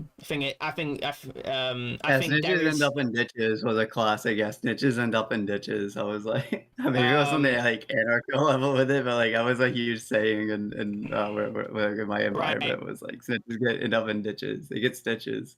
Right, yeah, snitches get stitches. But like the soul of that saying is good because you should deal with the shit yourself. Don't join a game and then you get punched and then it's like fuck. You know, like I need. Yeah, It's right. like Like what? Don't do that you shit. understand the terrain before you jump into it. Like that's Exactly like right. Have yeah. some, yeah. Have some, it's like have some common sense, and some sturdiness. Bro, the fucking website also the private one just got seized. Sorry, I just a random tangent here. The private website also got seized by I just got an FBI like this has been seized by the FBI. Like fuck. Uh, I don't know. What do you think about like not on a snitch level, but what do you think about the what's the right way of putting it? There's a word for this. Fuck. Gatekeeping of knowledge through the internet. Like, what do you think about that? Like, let's say I wanted to give you a book on quantum mechanics or some like just insane, like and I then don't know, you have to like pay for it. how to. Oh yeah, you have to. You have to. Yeah, literally, like the licensings and everything because of the school systems make it to where you have to pay for the book. It's like like it's like the things like the paperback because of the digital age has had to be gate kept through the internet because it would be extremely easy for someone to simply like assume you could just Google any book you wanted to and it just exists. Right. Like you just have it on like fucking Google Drive or something if you Google it, right? Like the platform's there to host pretty much anything. So when it comes to knowledge, though, a lot of it has been gate kept, in my opinion, for mainly legal and monetary reasons, Right. right? So Yeah, that's like, what I was gonna say. yeah. So like, I don't know. What's your? Do you think it's like a W or like? Do you think it's just like becomes like a honeypot for people trying to like get free education, or do you think it's limiting the population's growth? I don't know. There's a lot of different No, things you I can don't think throw it's up. limiting the population's growth. I really don't think so. 'Cause I yeah, do think you think it's like the maybe fitting them into the? I don't know. It never mind. Yeah, just cook. yeah, I think people are not inquisitive at all. When it comes Mm. to the most informative information is information that is usually written down, and it's rather it takes time to engage with it. It's black on white. There is no magical pretty colors that you're looking at. Funny sound effects and a really cool guy like Vsauce, telling you, Oh, you're just Vsauce talking will about like yeah, chicks right. And and even Vsauce is yeah. better than whatever the fuck people are, watching. But um, when it comes to getting informed or educated on a topic, I mean, who is doing the basic heavy lifting? Let's talk about anything that's going on right now. Let's say politically, right? And then think about how many people are informed on this topic. Okay, let's go. What's going on in let's say American politics right now. It's like, okay, Trump is okay, well, New York trial, okay, so now let's say we're talking about it, CIA are right? training Ukrainian troops for the invasion before it happened. Sorry, I mean, I just did some Niraj get some shit. Like that was a I had Niraj rant for like an hour and a half about how like this like I don't know, it's fucking wild. Like he was showing me all this crazy shit that I had no idea about, like with NATO, and I was just like, I've never heard any of this. And Right. it was just like simply his information, like the ways he gets his information, right? So Mm-hmm. yeah. uh Anyway, continue. yeah, no, what I'm saying is like, okay, let's say we talk about the case, right? None of us has read anything, right? But yet we'll still, when I say we, I'm talking about general public, we'll just talk about it. They're like, all right, let's talk about it. It's like, Like podcasts are weird. Huh? what'd you say? That's why podcasts are like, in my opinion, that's why podcasts are such a like adored thing right now. Is because a lot of the information is like from someone that has access to the knowledge who just says it, in a way that won't be Man, like podcasts taken are down by dog someone. shit. I'm sorry. Oh, I Like, hate. I'm not going into podcast. Like I actually low key thought about making one like at one point because I'm in Seattle and that's what we do here. We just make podcasts and talk about dumb shit like I didn't know how to you lived cook in a Seattle. waffle I thought you lived correctly. in Oakland or whatever the fuck that place is No, called. no, I live in Seattle. Yeah, no, I live in Seattle. Yeah, I'm technically, if you want to dox me, I'm in Northgate. I work at the Northgate Jimmy John's. You get a free sandwich if you go there. Just Yeah, saying. yeah, Really, yeah. wait, wait, why did I say Oakland? Did I mean Portland? You meant like Portland, Oregon, most likely, which is the state under me. So it's like a 6 hour Yeah, drive. It's not too far. They're pretty much yeah, all yeah. similar. I thought you You're were not in really missing Oregon. out. That's what you said to you. I You said No, I've been Oregon. I in was like, I Seattle. do know where that is.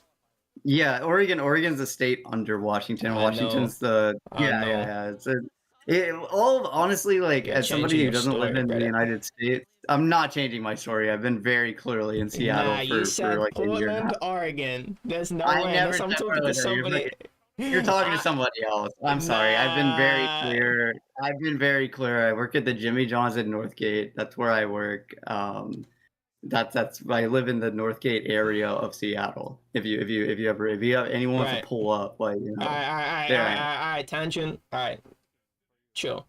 Um, going back, going back to the Back in previous the time. conversation. I'm saying people are not inquisitive. People will go, okay.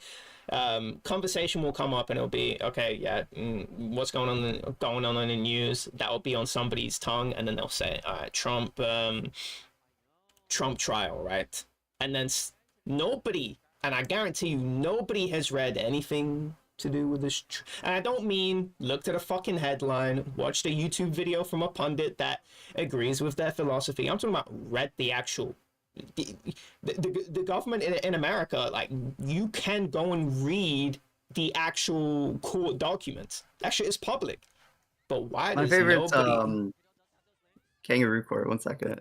Because it takes time and you have to know where the sources It's are. Which if you're yeah, it only getting takes it from time. You have to know where the word of sources mouth, are, and yeah. you can find out where to find that information so You ever heard quickly. of like Chinese telephone? That's a really good like Chinese Chinese whispers. telephones. Chinese whispers, Chinese telephone. Yeah, yeah, literally, yeah. So like, yeah, the person who originally put the topic out probably doesn't have those. So the fifth person down hearing it in whatever environment the thing is being brought into, will not just don't does not have the capability unless they do their own research. And I guess that's where you're saying like the freaking like the actual like gumption of the person who pretend like, not pretends to care about it, but cares about it Gumption. on Sorry, some I don't know level. what that word The means. Let me gumption, look yeah, that the up. gumption, like the cojones of the nuts, their balls. Like like they don't have the Shrewd time spirit, and effort. initiative, and Yeah, yeah, they don't. resourcefulness. Yeah, they have no There you go. Yeah, gumption. yeah, they I don't do have the agree with you. yeah. The gumption really isn't there, and it's not like indoctrinated on them by the original person like bringing the topic up most of the time. So True. Yeah, I their know. interpretation of it will, like yeah, Chinese whispers. I don't know. Yeah. Anyway, yeah, freaking understandable. I can't really blame. Like, it's really weird to see a structural system with the internet where it's like, even if you have the gumption, you have to go through a bunch of loops, like almost like a marathon, just to get the information that you're trying to find. A lot of the time. If you're trying to create a dossier of really good information, but I think for a conversation, you can read maybe for an hour, 30 minutes to an hour, and have a good sort of foundational understanding of something. If you want like all and everything, all your T's lined and your I's crossed, yeah, that made sense. You know what I meant by that though. I don't know. You would want to actually go The and gumption. seek out all, the potential information that you would need for, let's say, a combative discussion, or going on a podcast, writing it up, and doing any journalism. But usually you're not doing that. So 30 minutes to an hour, but nobody has any conviction. And I think it's a fundamental failure of not the access to information, but I think it's a fundamental mindset failure when you have basically, I guess, like the new sort of demonization of the whole uh, internet brained retard, that just now cares about whatever the fuck based on what the algorithm of whatever website they're on. Now it's TikTok being demonized. Before it would be Yeah, Twitter, all whatever talking the about this fuck. one So thing, and like attention span, like depleting type of deal is a huge one I hear a lot. I like using the word well, internet pilled because it can go both ways. It can go now both what I'm ways. saying is that you're talking about real life shit that's happening, and then you've gotten all your information from TikTok, or Twitter or YouTube, and you've not. And I think TikTok is the worst, especially Twitter as well, I've because never there were used TikTok. shorts. I've been Yeah, fucked. I've never Yeah. used. I don't have an I like the account. YouTube cooking No shorts. Those app. are fire. I love those. Those I do fuck with the I don't. YouTube short cooking No. videos. Those are fun. Listen, I know how to make I some don't bougie trust. ass ramen now. I know how to I make don't. some good ass ramen. That's all I'm saying. I Like don't there touch is shorts. benefit to these. Yeah, I will when it comes apart to from cooking. Yeah, Vsauce. that's my yeah, Vsauce is fine too, you know, it'll tell you Yeah, how, he like, doesn't upload, you're and in I the 4th saw a dimension short of through him. I was like, whoa, yeah, why does he have shorts? And yeah, they're fun because that guy is incredibly good at being succinct with really insightful and just compelling information. fucking Um, pop side done right, and Sean yeah, Petro type, yeah. he is pop side on right. Yeah. So yeah, when you have a lot of these algorithmically, well, it's not the algorithm that's the problem. Oh, sorry, the inherently. It's not algorithms that are the problem, but the way the algorithms are set up, where they're meant to be rewarding. Yeah, Sorry, they want you dopamine, to it's, stay on the platform. Skinner's box. There's a psychology experiment called Skinner's box that's heavily equated to the reward and dopamine influx you get from anything really, considering like algorithms and like the algorithmic driven content. Um, it's literally like you ever hear the thing where like you have a dog? I'll make it as simple as possible. You have a dog, right? And when you ring a bell, you give it a treat. And this is Yeah, really no, simple. no, yeah, Yeah, no, It's called Skinner's box. It's a really simple psychology experiment. So it's heavily yeah. I get what you're saying. Yeah, no, but it's not. I'm going one step further than that. It's not. From what people get from these algorithms is that they actually think they're informed on a fucking topic, and that's a problem. You can't go on the internet and then now start um or looking at YouTube videos from non-credentialed people and then start forming your worldview around that. I think that's so toxic. No one's Oh inquisitive my about god. Yo, I anything. have so much shit to say about this. Holy shit. I'm gonna start with have you ever gone in the flat If you're earth? gonna start, if you're gonna start, then let me go and take a drink. Hold on. Yeah, go take a water. It'll be fun. I got like 1 hour till I gotta go to my job, which I gotta work today. Fucking 421. I have a bunch of hungover, cross-faded people. Ugh, gonna be fun. Um, let me see.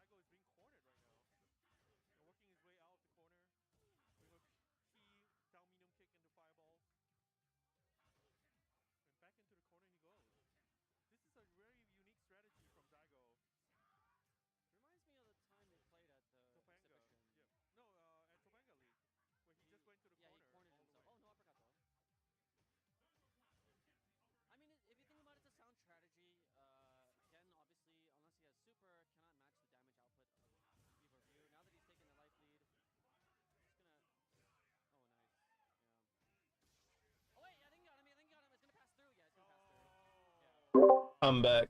What is this? What language is Check he the playing? okay. Yeah, I'm looking at it. Yeah, I know, like, look at the chat. Like, there you go. So I did a deep dive into the flat Earth conspiracy Really? and how people get to Really? it. Holy shit. Um, Oh, like you just have to kind of elaborate, keeping it bro. in topic here. I was very curious in how people get to the So the point they planet don't has even the believe asphalt and like shit? the planet they're on is the way that it's Oh, the perceived fucking like ball? by everyone, right? Like it's kind of a go-to grassroots thing too. It's like, I can't trust this, I can't trust that. Now I'm a flat earther.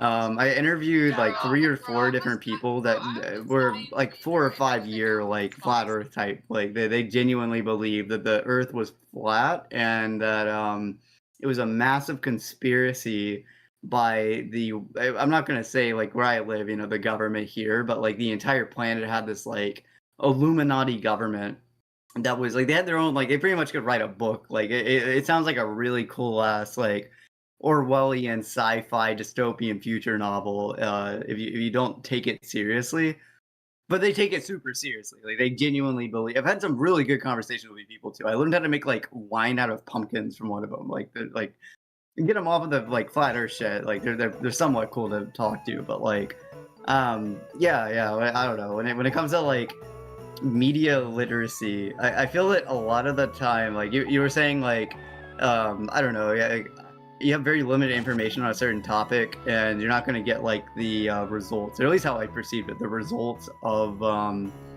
like their understanding of it completely, just their perspective of it.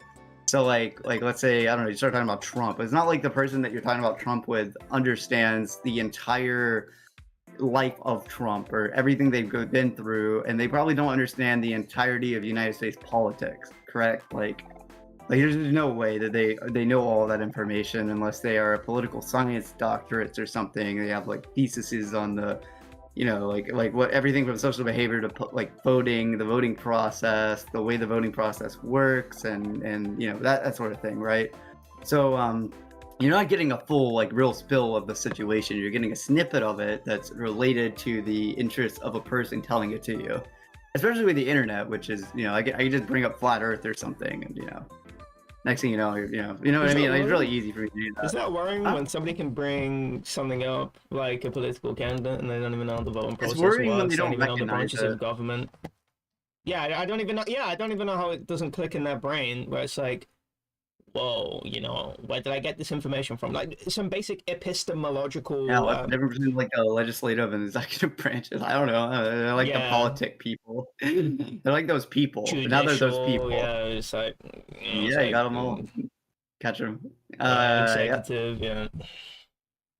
So like it's not like it's word of mouth. Word of mouth is like, especially if you with I do not use Twitter. I can't, sorry, I lied. I use Twitter occasionally for cool anime pictures.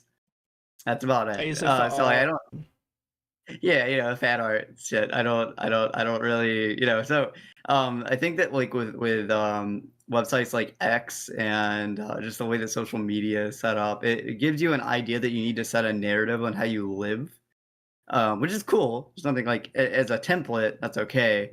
But then you start adding specific topics to it, and it becomes very convoluted very quickly. Where like instead of being like, my day, I went outside and I saw a bird, it was cool. I thought about things, they were cool. Like really simple shit. It's like, well, actually, if you think about it, I don't know. Let me think about it. What's the fucker's name? What's the dude's name? I forgot it. Mitch McConnell is the Grim Reaper of the Senate.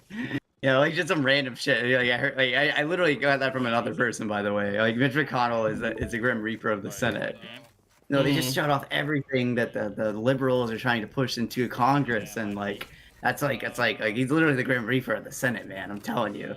Look at his eyes, bro. Look at like my favorite is like, look at their eyes, bro. You can tell, like, look at their eyes. Like, it's like the best justification ever for anything you say. It's like, especially like opposing a different person specifically, you just say, look in their eyes. Like they're like, I don't know. It's very easy word of mouth justification. Yeah, literally. Yeah, literally. It's like culture, social, like religious. Yeah, it's like look at their eyes. You can tell they're like, they're fucking fiending over there, bro. They're plotting shit. They're Grim Reaper. Like let's say I have like no idea on how Congress works, or even who Mitch McConnell is. And I'm just like, I guess I don't know. I just came here to talk about the birds outside of my house. But like, I guess really funny was when Roe v. Wade got overturned, right? And oh, dude, seeing my Twitter timeline explode was so funny. After the fact, now that I'm looking back at it, but it was terrible seeing it, because I was like, wait, is this guy, am I seeing these are these serious conversations? It's so Biden puts out a tweet, right? And it's like, it's basically, it's really bad that Roe v. Wade got overturned.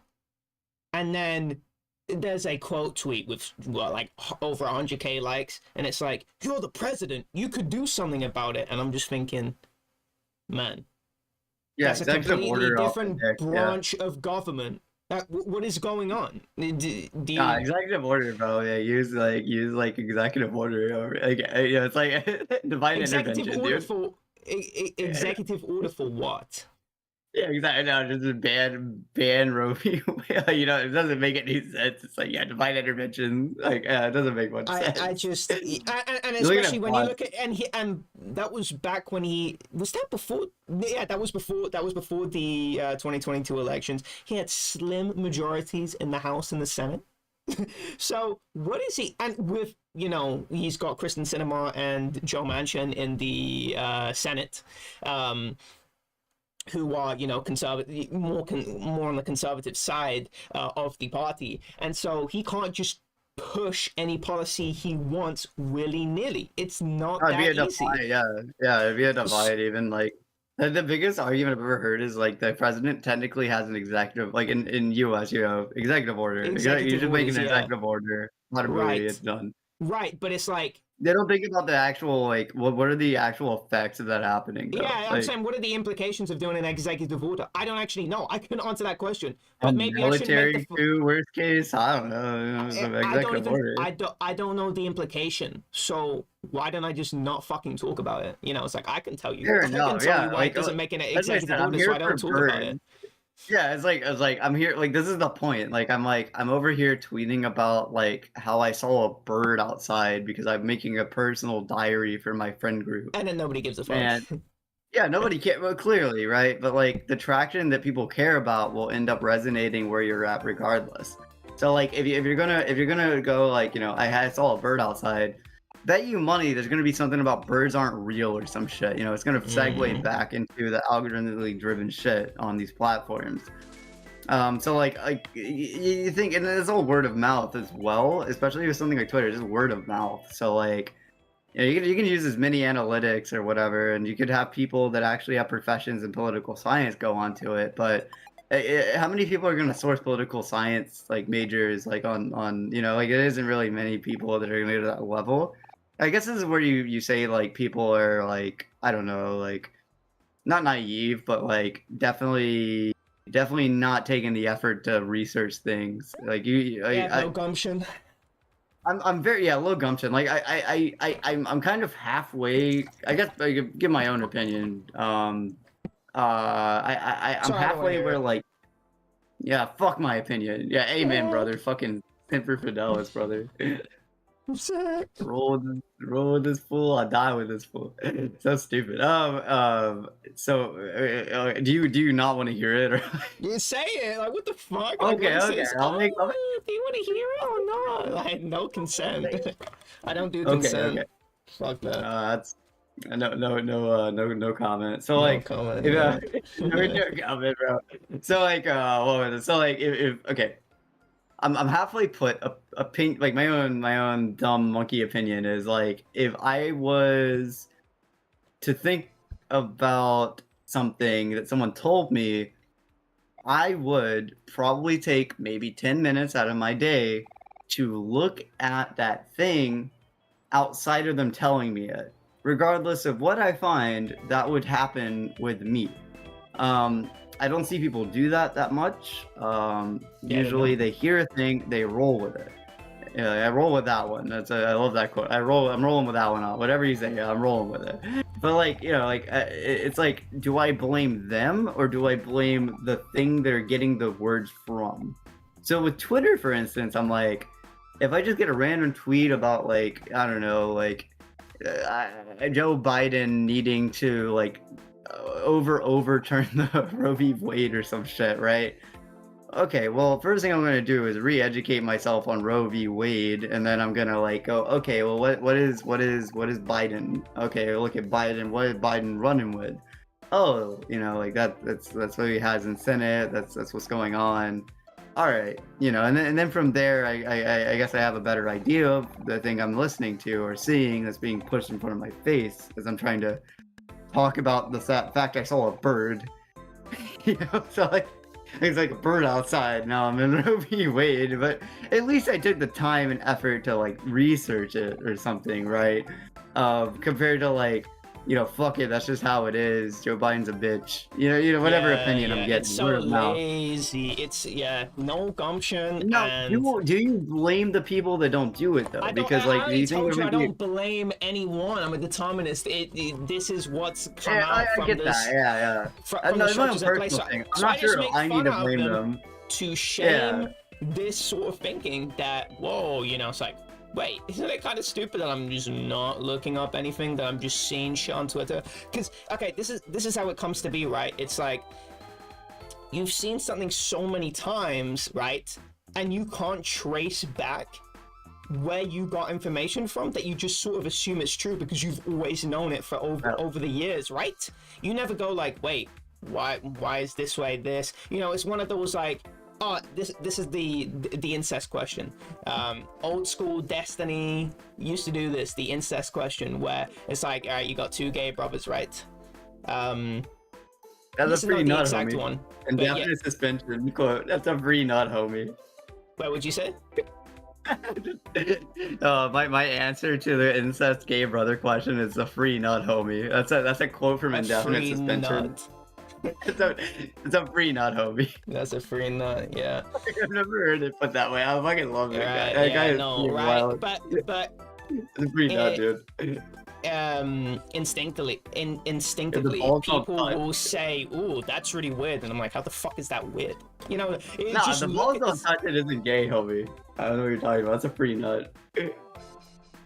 Oh shit. What the Sorry, fuck? that's funny. Stop sidetracking me about this free nut joke you want to say 5 times. Sorry. I get it.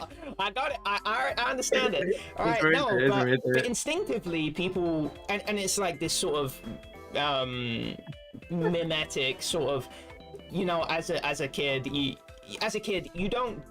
you get taught what's wrong but not why it's wrong, right? So it's one of those carryovers where it's like you have a strong feeling about something but you don't know the mechanics behind it. Well, if you can't reproduce, and let's say you're not from the same household and you only find that out later, what the fuck is the problem with this relationship? Like, it's so irrelevant to say, oh, it's intrinsically wrong because it's incest, but mechanically it's not doing anything materially wrong that people would associate with incest, like bringing a kid into the world that is Oh that my has a higher God. risk of being fucked up. But here's where it goes crazier, right? It's like, wait, what happens if you have 2 people with CF, right? And so you're both carrying a recessive gene for CF, right? Well, you have a really high likelihood of now bringing a kid into the world that has CF, and that's going to be a harder life for that kid. Well, it's immoral for you to breed, but if it's moral for you to breed, how come it's not moral for the incest people to, a brother sister to breed? You know what I'm saying? How is that immoral, and how is this one moral? You know what I mean? It's one of those. It's one of those eugenics sort of really fucked up questions that's really interesting, right? Ever heard But of sexant? Do you know what sexant is? You ever heard of sexant? Oh my God. Oh, dude. Have fun with sexant. Oh man. All right. So yeah, that's a really good question when it comes to like I don't know, what is it, like cystic fibrosis? Is that like CF? yeah, CF, yeah. Okay. So like I mean, what if your kid has Down syndrome? It's still like, what's your, and then it's like the evaluation of life itself. Because I came here to talk about the birds that are going past. Like, I saw that cool bird today, and it's like, no, I'm talking like fucking favorite friend. Like, like it just becomes really convoluted where it's like, oh, okay, well, okay, well, it's actually, what are my opinions on that? If you're gonna reproduce, you're gonna end up like the Whittakers. I guess I know what the Whittakers are. Yeah, I don't want to end up like the Whittakers. I guess it is also morally wrong. I think it's like every religion and moral parameter that we have on the planet, most of them at least, were like, nah, that's as bad. I mean, if you look at it on a scientific level as well, then you can tell that you're kind of making a retard baby. like if you're impregnating your sister, you're gonna make it a, you know, something that's probably gonna like bark like a dog at your door. Like, but I'm not gonna go anywhere. You gotta take care of them now. I mean, if that's what you want to do, you want to make a retard baby that you gotta fucking deal with the rest of your life. I mean, go for it. I don't know. I guess that's my opinion on it. Do you know the Whittaker family? I'm sure you actually, speaking of things like wanting to recommend, with that book you sent, I have a channel that I watch a lot called Soft White Underbelly. I kept up with them for probably 3 years now. Really cool. It's like a photographer from they're from LA that essentially take people. You know Skid Row. I'm sure you know what Skid Row is. It's like the homeless area. Right. Yeah, it is a rundown area. Yeah, it's a homeless area of Los Angeles, which is the mecca for homelessness currently, to my knowledge, right now in the United States. So I really don't have where I live right now, LA, perhaps like Kensington or something, or Kensington. Oh, what's the name of that place? Oh, god damn it. Kennington or something. There's like very few places on the planet. It has to do with I'm not gonna go to even do it. It has to do with the climate of the area, the fact you're able to live outside without freezing to death most of the time. Anyway, Skid Row, he actually has a studio there, and all he does is he takes people from Skid Row, and he just takes pictures of them and has them talk about their life. And he ended up, his channel got big to the point where he was like, okay, I'm gonna go travel over to Virginia, which is other side of the country from LA. It's on the East Coast. And he's like, okay, well I'm gonna interview these people I heard that are a 3-generational incestual family. They're called the Whittakers. They're actually there's a huge controversy that happened like a month ago about another YouTuber taking advantage of that, or not even taking advantage of it, just realizing it existed and going to the same area and interviewing him, as he had contractual agreements for them, anyway, I don't know, I definitely recommend this channel. It's a really cool channel. He just kind of lets people cook on a camera for a allotted amount of time until they either cannot cook or they said their real spill. That's a really cool channel. There's a thing with internet psychology that Rick rocks. Let me find it. I think it's called the Internet of Behavior. That you'd also be really interested in, I'm sure.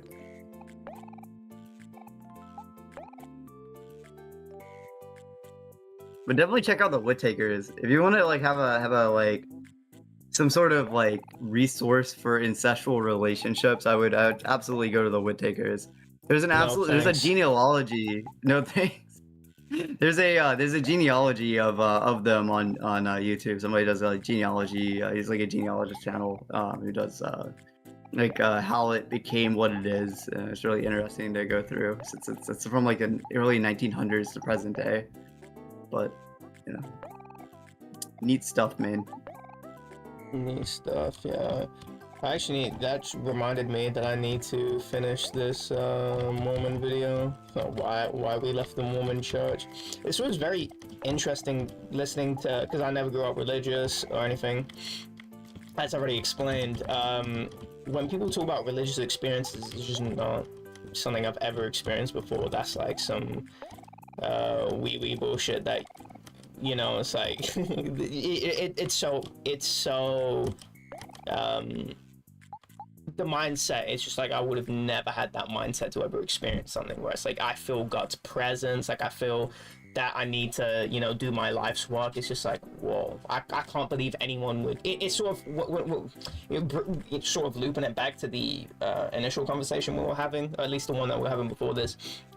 The alternative medication. No, the low gumption people. Yeah, it's sort of the same thing where it's how do you live your life and you just don't ask the basic question, where this woman is actually outlining how she's because she's so scared of being socially ostracized for asking questions, right? So she actually is showing the inquisitiveness. She actually has high gumption, but what she's like, oh no, I need to find church approved material because what I'm seeing is wrong because this is going against the narrative, right? The narrative that I think is, you know, very contradictory, but she doesn't want to question that. And it's really interesting because it's like, damn, like you are doing shit to keep yourself in that echo chamber, ever-stepping bubble, whatever you want to call it. That's insane, right? And I've never felt, and a lot of that is going to got to do with, you know, the social what would you call it, the social shame that comes with going against the sort of community established in narrative, or, you know, societal structures, whatever. So it's actually so hard for you to get out of that, and I've just never been in that environment where I'm scared to say what I feel. I'm very upfront with, I've always, you know, I've always worn who I am on my chest, maybe a little bit too much, because I can really squeeze the life out of any conversation, or any other opposing opinion, because if the person doesn't have any strong personality or backbone, for example, if somebody makes a statement, oh, I really like this game, or really like this area in a game, and I go like, nah, that area was dog shit, and they'll be like, yeah, I didn't really like that area, you know, it's kind of cool, but yeah, it's like, what? You're just changing the like perception. Yeah. You're just watching the change in perception. Mm-hmm. I mean, that's an interesting like thing for sure. I don't know, like it's bad. definitely not like it's impactful for your like okay. What do you say? Like, when it comes to that, I think my favorite quote is, instead of like saying statements, ask questions. Like, that's usually like the route. If you're like, I mean, you're technically controlling the person's opinions at a point if you're doing that, which is cool. There's nothing wrong with doing that. No, but, that's really irritating, right? There's one thing I really like, and I've sort of been starved from it. I guess recently, maybe the past 2 years, where what's really cool is when you can watch something, right? And then somebody else watches it, and then you're like, oh, no, you've seen this too, or I'll recommend something to somebody, and then they'll come to me and they'll be like, okay, this is what I like, this is what I didn't like, blah, blah, blah, and they'll have a completely different structure of coming to, or just feeling about something, right? I link groupthink for a reason. What'd you say? Yep. I link groupthink for a reason in the general. Yeah, I understand what you're saying. And I think in this server, in Zoo, we all have we've sort of homogenized how a lot of us look at media. And so there's nothing actually really interesting. We're always going to come out with the same opinion about something because we have a very similar way of evaluating media, right? Because there's been a homogenization where a lot of us have learned from each other and reinforced this sort of way of thinking, right? So no one comes out with an interesting opinion, but the younger people in there, like the ones at EXE, I mean, he's like 18 now, 420. Yeah, I know he's 18. Happy fucking. But I told him not to. He sent me pictures of like all this alcohol, and I think he was supposed to go to Amsterdam or something, but that didn't happen. Yeah, Amsterdam. Yeah. Yeah, he kept telling me, like, I literally spent like a month, like he kept, bro, I'm not going to EXE, bro. I love that kid. He's lit. Like, I just, bro, like his fascination with sewer slut, suicide, yeah, isolationism, and on top of that, drug use. I'm just like, man, you have like a brilliant mind. If you used it for the right purposes, holy crap! Like you maybe you're not in the right place. Maybe you need to get your own spot or something and just cook, or like, you know, like, I don't know. I'm not gonna go too deep into it, but like, worst mind for everything. I think it's. No, it's like, I like the hyper focusing aspect of it's fine though if it's used correctly. Like, I mean, you could be whatever. Yeah, you say it's used correctly. There is a fundamental part of him that is really destructive, and it comes from his inability to experience a negative situation. When he feels uncomfortable with something, so let's say clean your room, he won't clean his room. He has this short term of thinking where it's like, oh, I don't get joy from this, so I'm not going to do it. And so one period he didn't talk to me for a month, and he's done this so many times to me now, and I don't know if it's a slight where, you know, he's easily slighted and doesn't want to communicate that with to me because he doesn't feel comfortable, or it's or it's something else. And he was saying like, yeah, I was just isolating myself. And he was fuck, how did I lose track of, sorry, I just saw something really cool and I sort of just lost track of what I was saying. Oh no, I remember now. So he and I was like, okay, so you've isolated yourself and you've been feeling really bad because you just don't do well in those scenarios.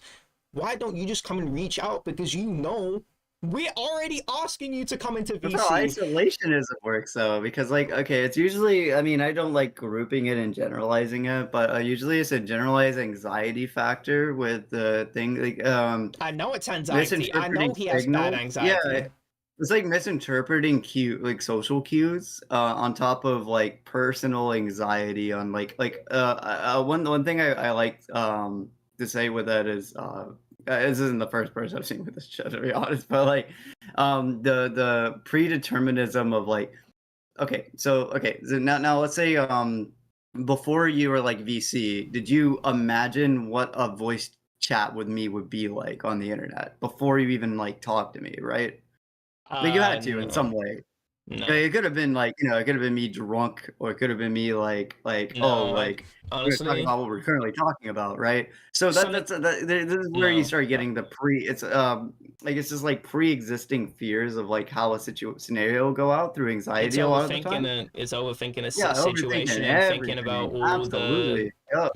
all the sort of uncomfortable situations that can come up. Yeah. That's what I'm saying. He avoids he's young. these uncomfortable. No, it's not. He's young. He's being put into this scenario where I call it the internet, where he can sort of get until my later 20s to get through that. Like I was 25, you're like in the mid-20s. Don't overstate how wise and old 20s. you are. You ain't gray beard I'm yet. a very ancient retard. Oh, what was it? No, I felt old as fuck. Actually, it's so weird. I'm 25. I'm like, yo, what the fuck? Okay, I look in the mirror. I'm like, am I 25? I guess I'm 25. Anyway, yeah. No, I mean, even into my like early 20s, I was like, how am I? Like, I understand like the pre-thinking, like preliminary folds of a social interaction, at least like having like.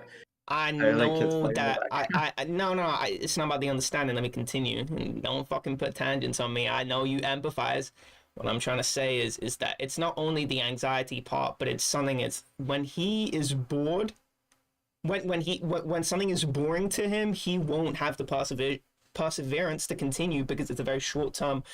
He visualizes objectives very short term. It's, wow, this is really uncomfortable initially, and he doesn't think, okay, what is the end result? In terms of, he wants the end result, he can visualize the end result, but he doesn't fully feel it to the point where he can actually immerse himself into what he's doing. It's like, clean my room. He can't even get past the first hurdle to do that. He needs a strong sort of structure, not this loose structure where he basically has no parents that are sort of, looking at him and going, okay, we're turning the internet off if you keep doing this. Yeah, sure. No, that's literally like my dad used to do that constantly. Right. He would just turn off the internet. He'd be like, yeah, I hear you talking on Discord. It's like 12 in the fucking, like, I know what, like, my dad was part of the .com bubble, bro. Like yeah. So like, dude got me on the internet in the first place. Don't go into that tangent. Let me finish. I'm just saying. I understand. I get that. Like, I understand where you're coming from. Right. Yeah, he can't commit to something because he views the short. He focuses on the short-term uncomfortability of doing something rather than the long-term success something by persevering in something can do, and that's his big problem. And that's why I say it's like, he can put, he can be that savant type where if he puts his mind to something, he can achieve it. Yeah, sure. I do think people call him stupid, but I do definitely think he has would you call it? He definitely has the ability to excel in something. He balling. Fuck whoever says he's stupid, to be honest. Like, I don't know. I do fuck with you. What is your like? What environment do you think that if he had like a stronger foundation of rule sets, he would thrive more because of how he acts? Is that what I'm getting from that, or? Yeah. Like if he had like a stronger like rule sets around him with his what you consider rule as like sets, I just mean structure. I mean structure, groundwork, whatever. I mean like a mentor that takes that takes interest in him and guides him into the right way. Because I noticed when it comes to him doing shit, it's like we were playing Fightcade, Forge Strike, fighting game, and the competitive nature of the game, it's like he's going out and actually going into training mode and actually like learning, while I'm like, it's like we'll play, right, but it's like he's going out there learning so he can beat No, me up. I've seen it. Like I got to personally watch him like learn depot, and that was really cool. Like he got a fucking 26 out of like a month of playing. Like Right. if you understand, like okay, the record was 27 5 years ago, or sorry, 7 years ago now, right? So like the amount Don't of take it. No. Keep it succinct. I get it. It's really impressive. Don't go for a whole tangent. Keep on the I'm not conversation. going on tangents. I You understand it was a are. talking. Keep it No, I succinct. know. It's Goddamn. All really right, go. impressive. Yes, I Keep know talking. he can persevere, right? Once he puts his mind to it, and that's the problem, right? He in that competitive nature, he's able to do it, and Give him an example. he needs to figure out, if he wants to succeed, he needs to figure out how to put his mind into something that isn't immediately gratifying, that there's a long term it's a delayed gratification objective, where you're not immediately going to see the results, and he needs that strong structure. He is going to be somebody that succeeds in a strong structure. I mean, somebody that's looking over his shoulder, and if he does something wrong, it's somebody that makes him uncomfortable, so he acclimates to that. Oh shit, if I do something bad, it's sort of like rewiring your brain again to being I'm being lazy piece of shit. Now he's facing basically no consequences. Oh wow, now I'm being a lazy piece of shit. There's somebody looking over my risk shoulder. reward system is sluggish, to say the least. Right. Yeah. So that's what I'm saying, right? Having a strong mentor figure. Freedom without any plan is insanity, and everyone needs that to different effects. And I told him, I was like, hey, maybe you need the military. Maybe you need a drill sergeant to basically teach you. Because at this point... I'm sorry, that's wild. That's honestly, I think that's the best way. At this point, that's the best way, because you have no discipline and you can't conceptualize a future for yourself. You need to put that in somebody else's hand and then think... He's going to get shocked from that, though. Like, he would get shocked from that. He wouldn't conform in any way. You think he's gonna get shocked? Nah, I don't think he's gonna get shocked. I don't think he's gonna get shocked. I think if you drop him into an environment, he can succeed, because he's proven that he can succeed, and he has. I'm sure he'd do great, but he'd hate it. He'd hate it. Like, I mean, I don't know. I don't think it's gonna be like. What about the after effects? Like, so he leaves. Like, let's say he goes in the military. Right. Like let's say he's like, he hits like Blue Angel tier military. Like he's fucking dogfighting fighter jets now, right? Like he's gonna go out of that and just like thinking about fighter jets all the time. Like I don't know. Like, you can't condition people like that. I don't know. You have to do that as like free will. That's not even what I'm talking about. And what do you mean he's gonna be in a fighter jet? That's just one aspect. You give a straw man. Yeah. You give a MechCorp or something, I'm sure. He can go anywhere he wants, but having some sort of disciplined structure in his life is good. That would be good. He's not gonna be fucking shocked. What the fuck do you think?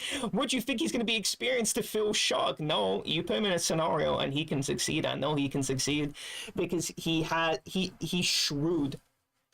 Given he's doing something for a sustained period of time. He's really good at multiple games. Like, it's not just like he's good at Depot. He's really good at Fortnite, relative to his peers. Fortnite. No, he's like, hey, you say he's good at Fortnite. No, Fortnite is a mechanically demanding game. He's good at that. Yeah. I've never played Fortnite. I refuse to play Fortnite because there's a huge shift in like whatever it got released. I don't even fucking remember. 2017, 2018. Yeah, whenever it got released, like a bunch of people jumped over to Fortnite, and I was just like, yeah, I'm okay. I'm not. I think it's gonna be my cutoff period. What? Wait, what? I said, I'm the counter culture. I'm so cool. I won't play this popular game. I'm not cool. I'm just not like getting it. Like I feel like the way that I would work would just be like I just OD on Fortnite or some dumb shit. Oh, so I have friends that play Fortnite, self-control. Yeah, it's literally just self-control. Because like I have like my gaming period where I play video games, and then I don't know, I live on my own. I have to like pay bills and all that fun jazz. You can't get into the grind again. All right. So Considering like, I mean, I can, but it has to be allocated time. It can't be like I know. I have very impulsive. I've realized with myself, I have very impulsive tendencies with things I enjoy, to where they'll negate like the actual like life I live in some way just for like the enjoyment bit, like which kind of sucks because like I'm like. I don't know. I want to play, a video game, and I'm really getting into the video game. I'll go 2 hours late to work just to like finish something. You know what I mean? Which is a horrible like template. Like really bad structure there. We're talking about groundwork. Like that is a really bad one to have. So I was just kind of like, okay, well, I'm not playing like these types of games. They're physically demanding. There's a active like population on them. I'm more into arcade things, like I'll do like ROM hacks, like that's cool. Maybe in the future, if I have more free time, or I was, I don't know, rich or something, I probably could. But I have my own life. I deal with it the way it should be dealt with in my head. I don't know. Anyway, fucking I don't think putting him in a military school or putting him in the military would do anything good for him outside of him learning the basics of how to like rocket roll his or ranger roll his his clothes. Why don't you think so? He'll learn how to clean his room, but with depression, like more depression than he already has. It's a military. Yeah, and why do you think he'll be depressed from the military? It's a military. It's the most depressing shit ever. Like I'm gonna be like my entire family are military. Shit ever. What? You're talking about yeah, my roommate just killed himself.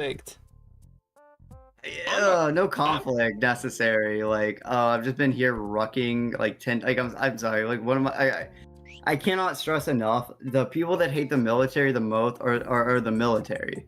Like, when you bring up the military, I'm just like seriously, it's not fun. Like if you go through any military routine and like I don't know, bro. Yeah, like, nah. You go through like, I mean, if you're you gotta like. If you're going to the military, you're either doing it for some sort of almost religious-esque awakening, or you just want to kill people. Like it's usually, or let's say you're really lucky and you. I have a really biased opinion on the military, but I'll just save it for later. You do. I know. Yeah. Yeah, you think it's all rain clouds. You have to put the rain clouds there sometimes, and that's like more depressing than they're just being rain clouds. I don't know. Anyway, I'll stop talking about the military. I don't know. When it comes to EXE, I think I'll just let him cook for like. I think when he hits like later. Cook. Where is he gonna be cooking? In his room where he's vibing. Yeah, no. He has free internet access, free food. Have some sustainability, what? He's sustaining his neat position right now. I mean, technically.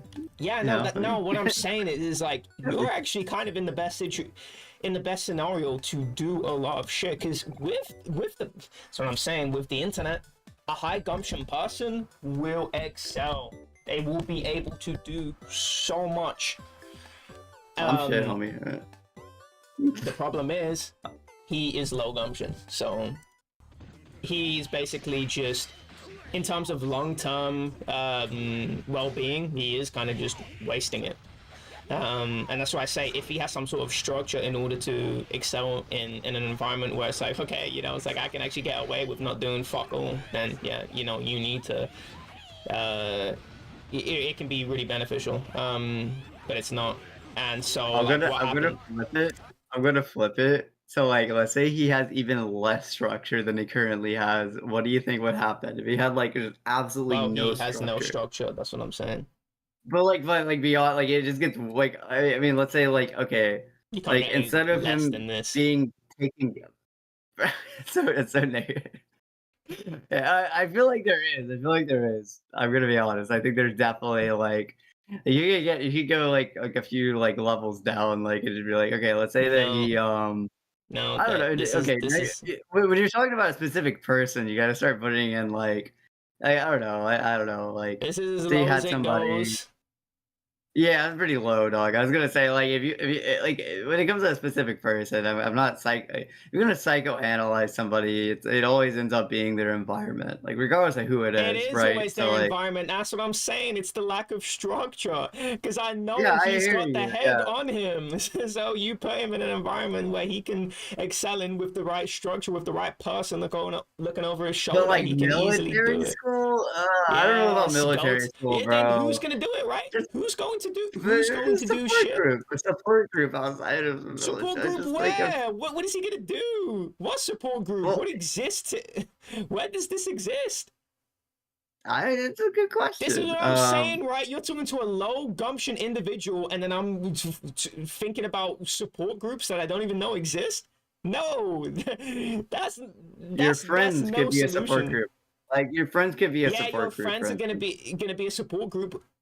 What, your real life friends that you don't like? Your No, no, it digital could be friends that you can cut off at like any time? the people that you talk to could like even like you could if I was like No, if you were no. into my life in some way like for like a few years and you were actually dedicated and cared about my well-being On the and internet, you know no. On the internet, no. On the internet, no. There's a prop there's a there's it depends on how you use the with internet. No. isolationist lack of structure people, they will Yeah, self-destruct by isolating, and you can't do yeah. anything about it if you're not in their physical proximity. That's it. Oh man, that's a dark one. Yeah, I mean it goes on to the support groups way of trying to support them and the acceptance of said support group. I think that's really where it gets down to.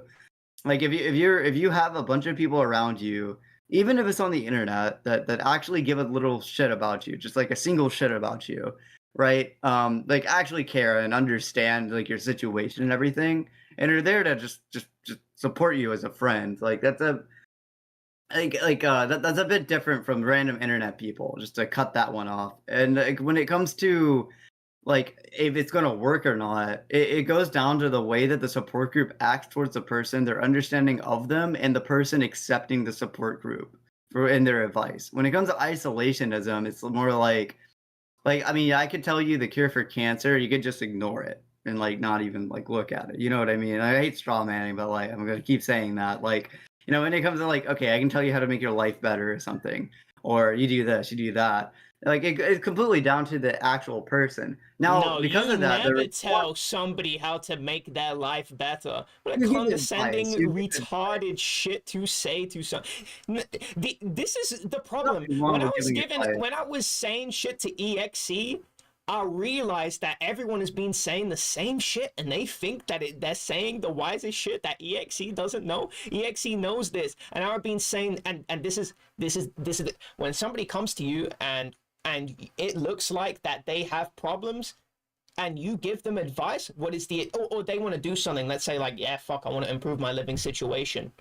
What is the I give first advice. question you ask? No, you don't give them advice. You say, Yeah, straight up. Give why do advice you is want like, oh, get X? a job. Why do you want X?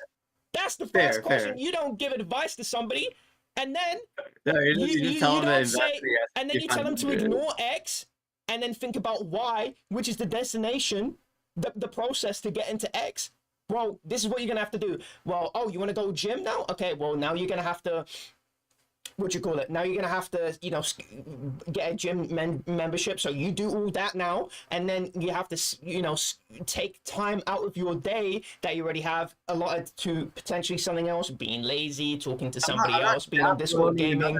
Person. I'm not gonna like hold their hand like and like is this why you want this? Is this how you want to? Are you That's sure not you want holding. that? No, that's not holding the Like, I'm hand. good. It's teaching I'm good. gumption. It's teaching somebody to have high gumption, because you need them to be inquisitive about what they want. You don't, and it's not, oh wow, I want to be rich. Okay, why'd you want to be rich? How are you going to get there? What is the process? That's not hand holding. That's asking the basic building block question. This is like triangle in the triangle hole, square in the square hole. This is basic shit, because if you say, oh, you want to quit addiction, well, go to your addictions counselor. What? What does that mean to anything? No, do it so much that you don't want it anymore. Like, like, do it so much you don't want it anymore.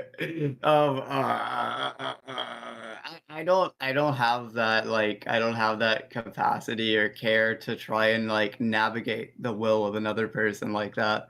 I'd rather info dump and then just let them cook with it. Because Yay! And they're if like, you info it's more dump, they're logistic. bored within That's their maybe a fault. That's their minute of fault. not. That's their No, own that's damn not their fault. fault. That's your problem of communicating to them. Nobody wants to be lectured. But imagine being in a lecture or having fucking Vsauce talk to you. I mean, I know what I would rather do.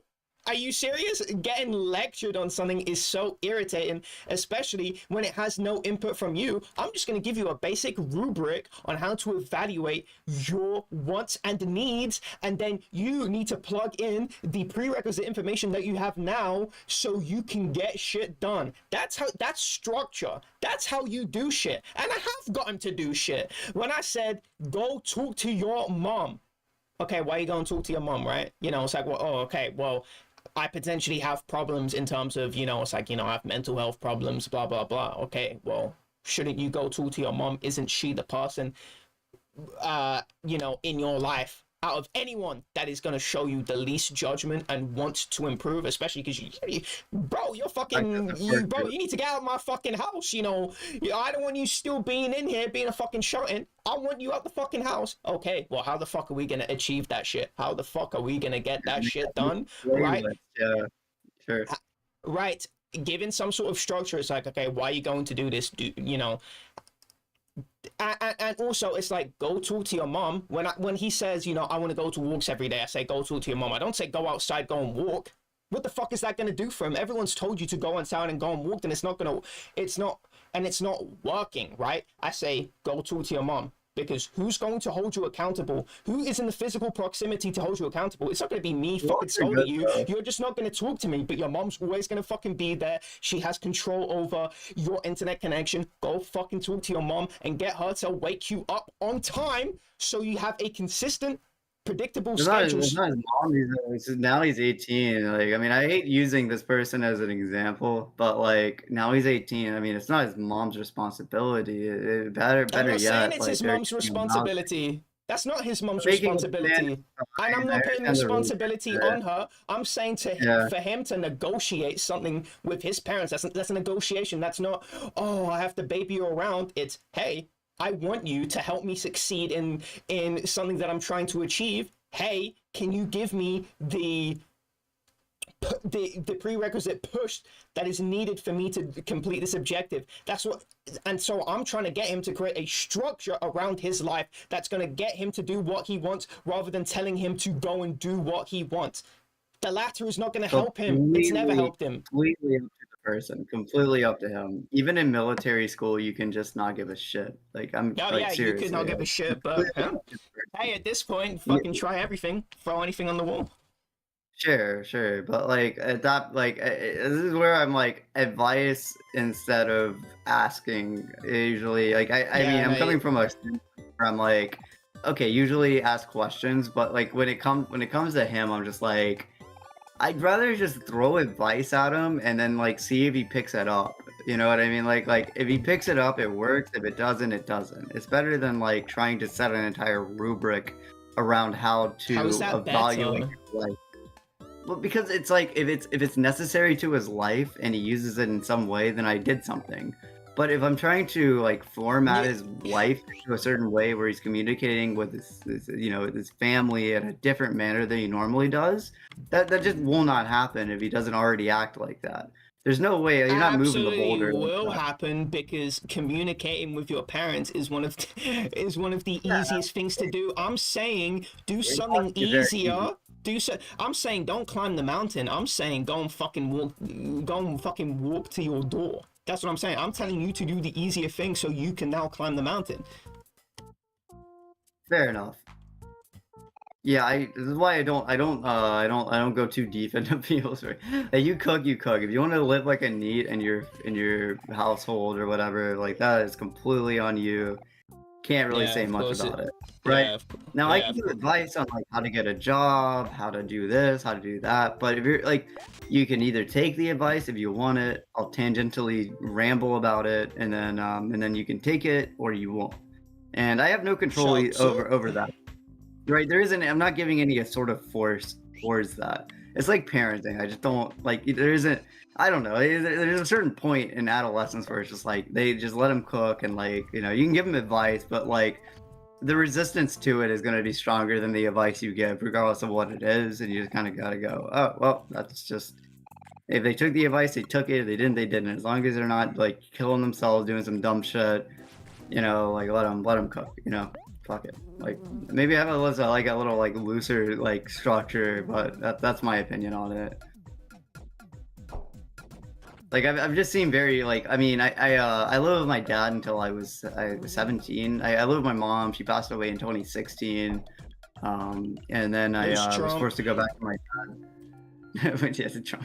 Okay. So I'm like okay. So I live with my dad now. I live with him. He did not want me there. I was living with my mom for a reason. I ended up becoming independent and living with a coworker when I was 17. And then I went back to my father's for around a year or so, moved over to California with Niraj for about a year. And then all that crazy shit happened with the Bucky. My dad pretty much went nuts and just like he thought it was like he essentially was threatening to kill me. I had to get like the police escort me out of his home because he was like he had his like shotgun and shit. It was kind of fucking wild to think about, but like he wasn't mentally well at that point. He did a bunch of drugs, whatever. So like I was I was essentially a NEET up to this point. Like up until me moving to California, I was a NEET. I think I was a 19 when I ended up getting independence from my family. Right. And going in my own experience, I've tried the talk to my okay, are you gonna pep talk their parents now to help them get out of their home? You don't understand the family situation. He's not giving you most of it. Right? So like he'll tell you snippets. Snippets are cool, you get an idea of what it is, but you're not getting the nitty Yeah, gritty like I'm gonna pep talk the family. Like, what the fuck? Like, what yeah, are you trying to? What are you trying to well, say? okay, Like, I'm saying like okay, if you're trying to make a rubric where it's like it's the most yeah, easy I'm trying to thing to make a talk to your rubric. family or That's it. That's why I'm whatever. trying to make the rubric. I'm not trying to give you advice that's not gonna do it. I'm gonna try and give you the best advice, which is probably gonna be a rubric, not some like okay, now we have to start analyzing the family like you're doing now. Like you're just doing That's a what you have to do if you're gonna like have somebody now like who is a NEET talking to their family about moving out or But something. you Like do, but that's just he, a but natural as far course. as I know, he doesn't have any qualms with going to talk to his parents, so at least his mom. That's good. So But the thing, like, why is he where he is right now? Like, what, like, are you sure that's like, is it like a him thing or is that like a, like, like, and then even if it isn't a him thing, it's like a environment thing. You really can't, I don't know. I guess I'm a bit like, I keep a distance. I keep a distance on those sorts of things because there's no way I'm so gonna, you like, just be, spell yeah, fucking nonsense. sure, I'll take it. Fuck it. Fair enough. I don't know. Like, I just don't like. I don't know. I'd like to segue from the topic of EXE specifically and just go into the situation of like, I don't know. I think it was like advice versus like forcing structure. Like like What are you saying? Forcing structure? Stop moralizing what I'm doing. I'm not forcing structure. I'm telling you I might this have is a structure you can misunderstood do. them. Sure. I might have misunderstood them, but like I just don't. I don't know. I What, don't you see think I'm like. his drill sergeant? There's nothing to No, misunderstand no, here. no. I'm not saying that at all. I'm just, I have a weird way of dealing with like social interactions, especially with people around that like period of their life. It's like, I get it, I understand it. I'm just kind of like, I don't know, like it's like to put it bluntly, I guess I feel like it's better for me to info dump and let them cook with it than anything else. Like that's kind of the route I use. If you consider that wrong, that's completely okay. Like not a problem. But there you go.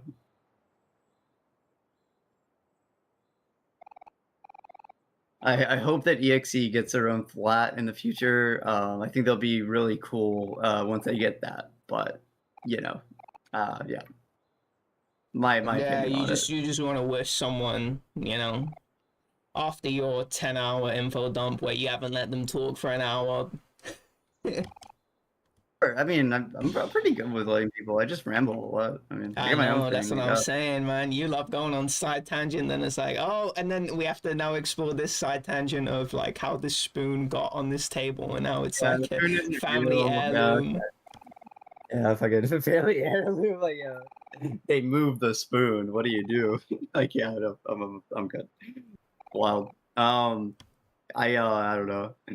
Weird life. I definitely do have my own quirks, but I'm not going like I'm not deep diving into myself in this conversation. I think I have to work in an hour. Wow, and it's still an hour. The story is changing. The story is changing. I could go in at 2 and just say fuck it and get an extra $40 because they don't look at my schedule, or I could go in at my scheduled time, which is 4 p.m. It's currently 1:37. Sound. Yeah, I kind of guesstimate like when I should go in depending on the day. Like I should probably go in around 2, which is in 22 minutes, as that's normally the shift change time. But I am scheduled for 4, so it depends on if I really want to work or not that day. I have like a 2-hour period in which I'm like I can work it, but yeah, I'm not sure. Kind of vibing right now, to be honest. I think there's like so much weed smoked in my area that I might have contact high. Whoa, I'm getting roasted right now. How long has it You're been since you left your house? 3, maybe 4? 3 years, maybe 4? In this video game. I'm playing Omori right now. oh, good job, dude. Yeah, this is like Neat the Adventure. I like this. I did the neat life for like a minute, man. I was like hella like bro, 2016 to 2018. Holy crap. Oh, I remember I even had like I made my own micro kitchen in my room. Like I feel like I don't know. Anyway, I kind of miss it. I kind of miss it. It's not something I should probably miss, but hey, man. You love saying amen. Hey, That man. you've been Hey. you've been indoctrinated. Fuck, there was a conversation that I wanted to have, but you went on a fucking tangent, so I forgot what it was. And Blame I me remembered and you'll halfway remember. through this conversation. Wow, fuck, that was something I wanted to explore, but you fucking took me out of it. You fucking cunt. Wait, worst case, just blame me, saying I'm rambling. And what is my favorite quote? Fucking Galactic saying, "Take another sip, Wonder. Take another sip." Like that's like my favorite fucking quote ever. Take another sip, Wonder. Fuck it, take another sip. I don't know what you're saying, but like take another Omega sip. Rambler. Fuck, I lose a thing. Shit. Just fire. Uh, Favorite quote on the. what was I thinking of? Yeah, I'll give you a second while I find vodka. But Jesus fucking Christ. Drinking vodka talking to me. Horrible. It's a demon lifestyle.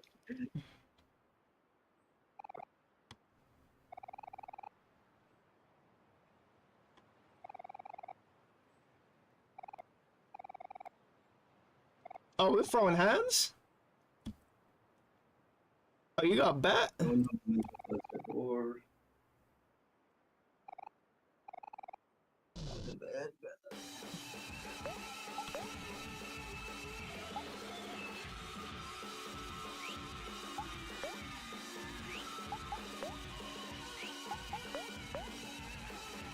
all right, I'm back. Hello. Wait, hello. Hello? Hello. I did this Chase Bank app ad. What is this? Wait, I'm I watching just a attacked Mori. her with a knife? Yeah. Oh, let's go. I just attacked her with a fucking dagger.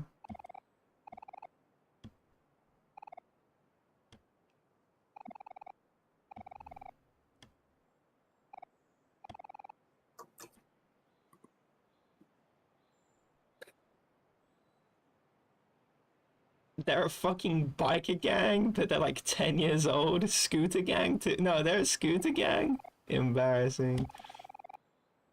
No, scooters are lit. People give shit to scooters too much. I don't care. They're fucking fire ass vehicles.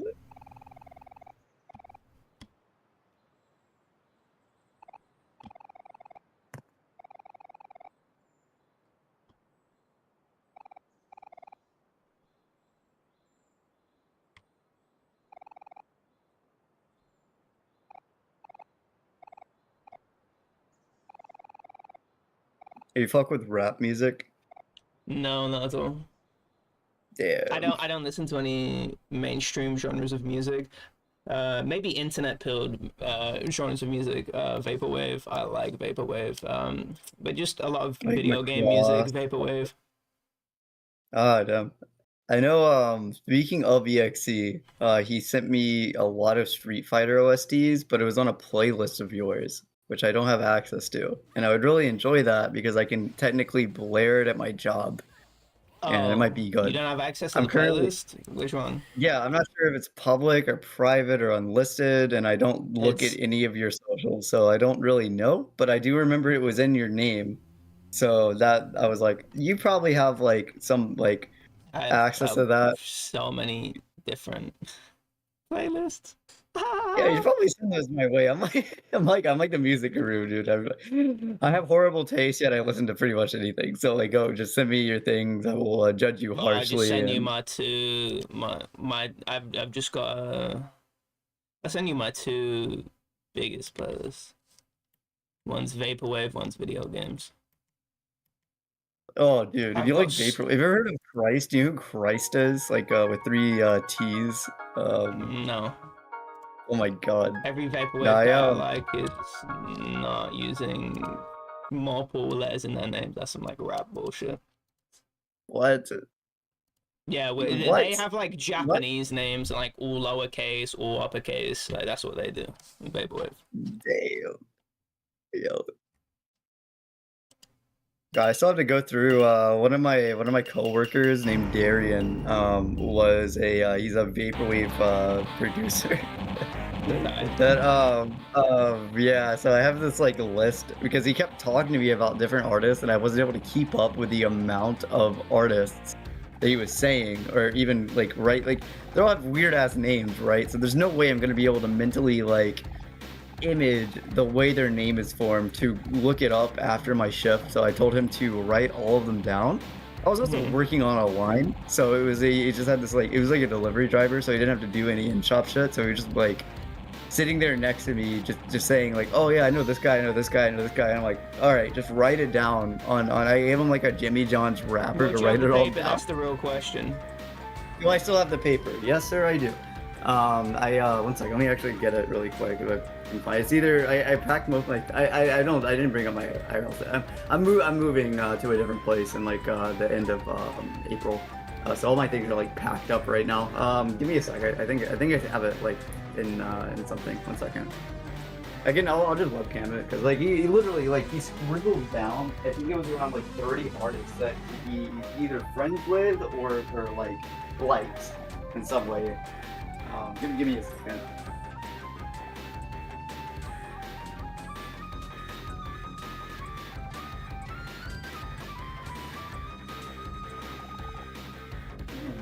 Yeah, oh yeah, I got it.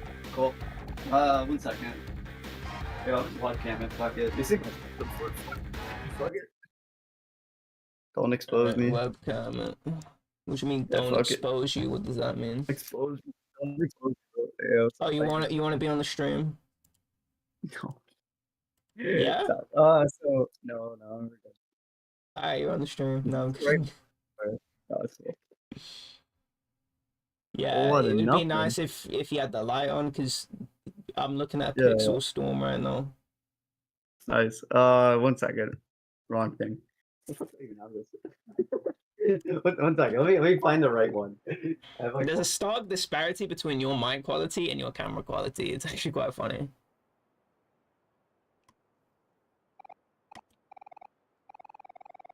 Oh, there we go. Okay. Sorry. All right. Wait, can I get light, camera, action, live? Okay. Cool. So The so Joshua what's up? tree. Yeah, what's good? This is like a list I had him write because I like. There's no way I'm gonna know all of these. Like, look at this. Like, this is like from a 30-minute conversation. Like, what is Right. this?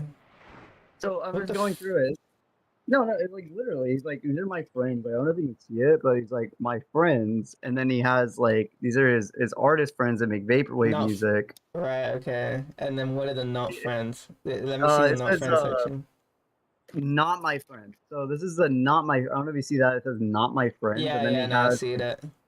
yeah, yeah. And these are just like people he likes. So No, like I think see it was like them. one of You the always fucking make them here. flat. Too Yeah, close. make Pull back. flat. No, don't switch it around. I said pull it back. Give it a second. Fucking give me guns, bro. You had it fine before, but you just switched it. The Joshua Yeah, tree. okay. We see Okay. this. All right, there you go. That works Death's for Dynamic Shroud, Giant Claw, Vinyl, Williams, Tobacco, Malibu Can, Morgan Delts. Put it up a little bit. Nice. Mild High Club. I like that name. And then what is that? Meldy's Echo Chamber. Melody's Fuck, Echo Chamber. Yeah. I've not heard of any of these men. I'm not gonna lie. Like, if you look through my playlist, Yeah, me neither. yeah, That's why I was so these like must be super I had him underground. that literal like that he is that thing. He is the thing. So like I was like, yeah, like fucking please send me the fucking like please. I don't just DM it. I got his like Discord he doesn't use. Like he's cool as fuck. He has a he's done like multiple live sets. Oh, I don't tight. know. Really weird like audio engineer guy. I don't know. He worked for the talking about the military. He worked in the Navy for 9 years, and he left on was it honorable leave or whatever it's called. Yeah, honorable 'Cause he had, discharge. yeah, honorable discharge because of PTSD. He worked on ships. He was like a ship engineer in the Navy, and then he just like said fuck this, and then started producing music afterwards. Really cool guy. Shout out to him. That guy's a legend. Let me find. I actually find shit he's done. He linked his like he's part of a label. So if you're into vaporwave, I would give him the right place. Let's see. Like I forget the name of it, but actually I just invested him on fucking Facebook. What should I say? Like trying to find your channel, showing it to a friend, winky face, I don't know, eggplant emoji. What would you say? Oh shit! How should I message him? Because I want to find his channel, but I forgot what it was. Should I just be like showing, just say showing link you to a me. friend? Yeah, link me your channel. Yeah, with like a winky face and like a eggplant emoji for sure. Fuck! I didn't realize people play these games. I'm so inoculated from all this bullshit. I don't use emojis. I also upfront. I'm so upfront. Sorry, No, I need to learn the game. I need to learn the game. The eggplant emoji. I mean, Yeah, no, I don't do emojis. On the emoji thing, bro. Oh no. Minus 100 social credit. What did you say? Minus 100 social credit. Yeah, pretty much. Yeah. I texting games, not interested. Where it's like fuck, I hate this when I'm talking to somebody, and then they need to give me. Yazzie does this a lot. This is a prime example of Yazzie, and this is the sort of like Hold on, what is the time for it? Hold on, give me like 7 seconds. You can even count it down for me. Yeah.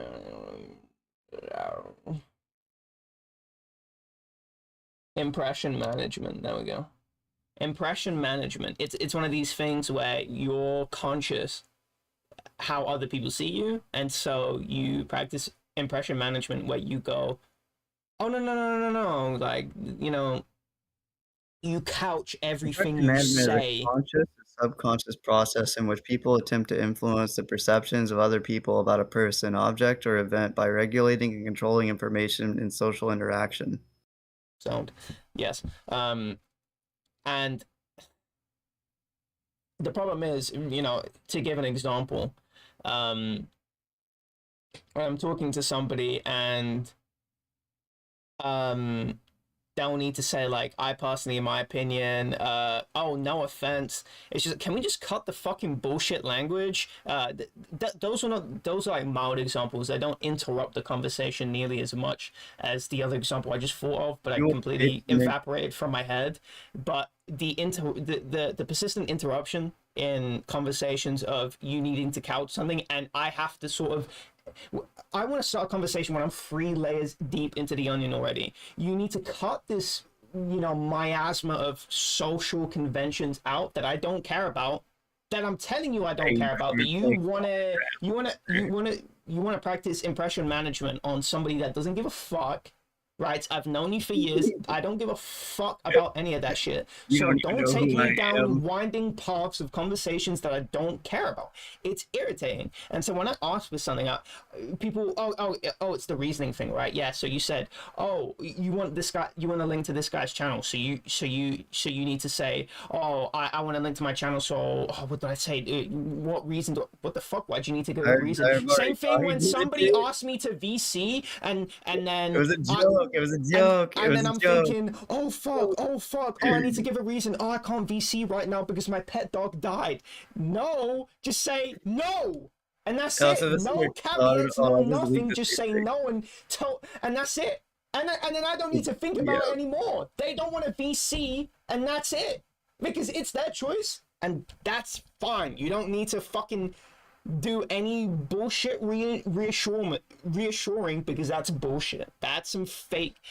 That's a facade that you're living in. That's a facade where you need to the agreeableness. I think being super agreeable is very irritating because it makes it really hard to penetrate conversations, and it makes you it makes you, I have to talk to you for an hour before we get into the meat of the conversation. Like how actually, I'll give you an example of the shit that when you and Yezi in the call and I asked you the hypothetical, and then it's like, this is really weird, and then Yezi started mimicking everything that you were saying, and instead of being like, oh yeah, no, I'll answer the question because we're a fucking VC and who the fuck gives a shit about this shit. Centaurians are gonna rape Earthlings, then you'd assume it's still rape in the Earthlings' perspective. That's a very simple thing to say. I'm sorry. You weren't saying anything. No, now you're giving it. Look, now you're doing the fuck. I look like a dumb fuck. Now I'm answering the question. None of you, man, wanted to answer the question because you knew the implication of going down the thought experiment could potentially make you look bad. But I'm trying to tell you that I don't give a fuck. All right, yeah, like rape is rape, dog. Like I'm like we got Alpha Centaurians raping people. Like that's still rape. Like I'm just that's this is not my what opinion. the hypothetical was trying to get at. And the thing is, you can't even remember it. And this is the problem. If I ask Shrinkies about the Alpha Centaurians, he will give me a lot better of a recollection of what the hypothetical was about than you are. You're talking about rape is still rape. What? That's not what the hypothetical was about. It was meant to explore something completely different. Okay, well, what was the original question? Because what I got from what you were saying was no, that's what you remember, because you weren't engaging with anything because you were too scared to engage with what I was saying. So like that's what I got. So that is what I remember. No, yeah, that's what you remember. That's not what you got. All right. What's the original question about the Alpha? Do you want an answer for me? I don't even want to. I don't even want to go through the hypothetical right now because I don't. About Alpha Centaurians. I mean, honestly, I don't want to go down through the hypothetical right now. I will. Let's go. Okay, that's fair. Yeah, when you feel like it's time for you to, you do it. Yeah, it's more interesting in a group setting. I don't want to run that, especially because I've done this before. I've already done the Alpha Centaurian one before. I don't want to now go down a hypothetical that I've already gone down with another person. Fucking wild. Alone. It's more interesting in the social dynamic and seeing people bounce off each other, because I'm not going to be answering it. Like, I've already thought this out, and it's going to be a little bit stupid me answering. You've gone out the Alpha Centaurians. I love it. Well, yeah, of course I thought it out. Are you kidding me? I've had other people think it out to me. Of course, crazy. Like I thought about the Alphas and like just say that like without any context. Like it just sounds kind of fucking funny, dude. It's I yeah, thought okay. about the Alpha Centauri. It's The like, Alpha Centaurians, yeah. let's be honest, kind of wild. All right.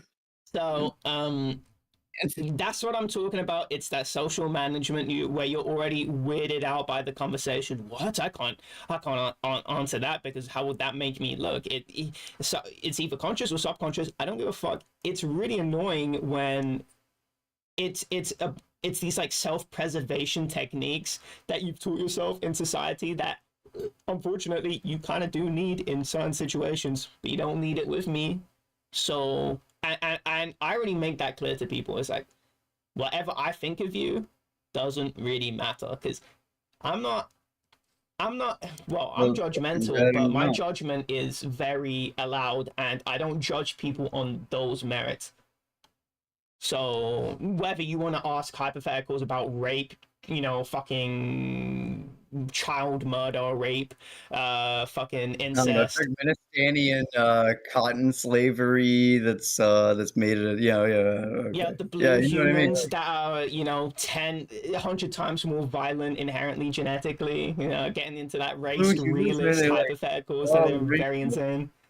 Christ. Yeah, have fun with that. What my dad said once, back in the day over here in Georgia, my father used to tell me when I was a little young one, he used to tell me, if you ever want to have a good conversation with someone and make a relationship with anyone, you never talk about politics, Yeah, religion, yeah, no, or I know race, it.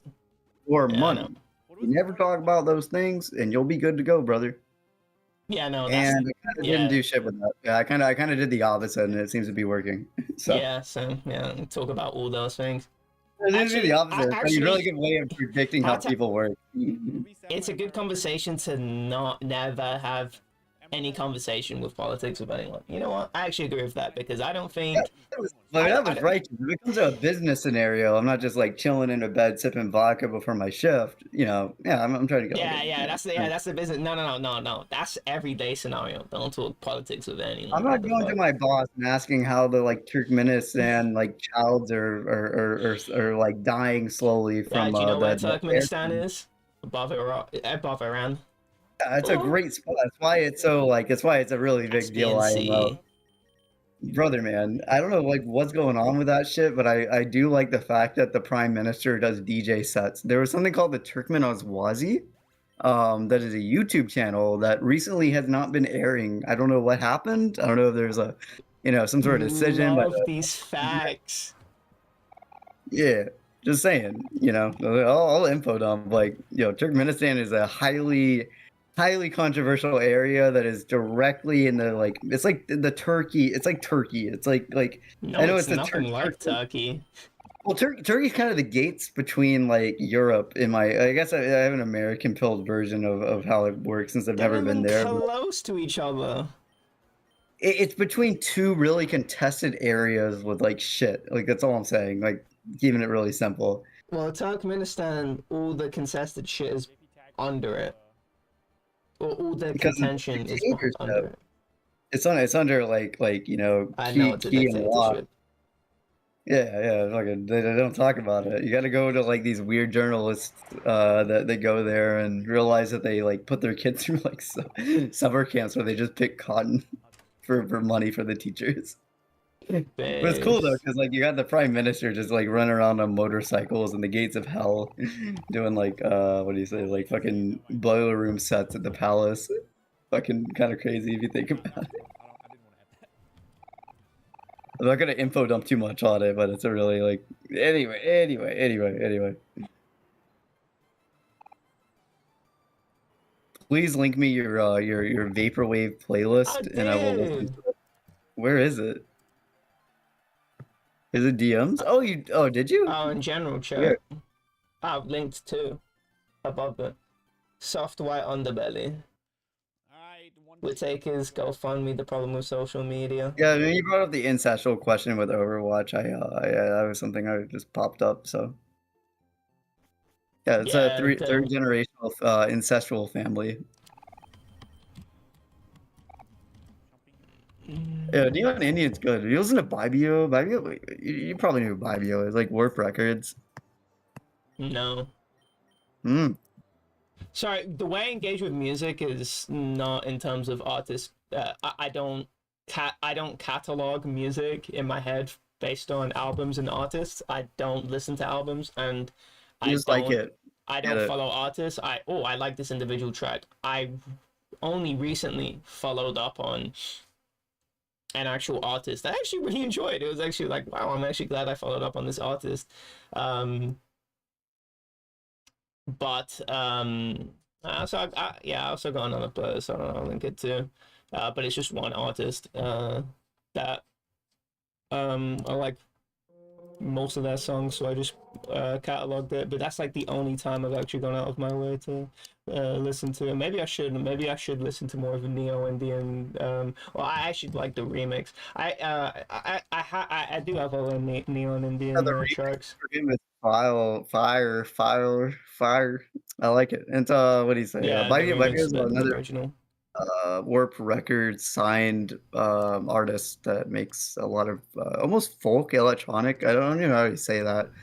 I love subgenre music because it sounds so fucking stupid.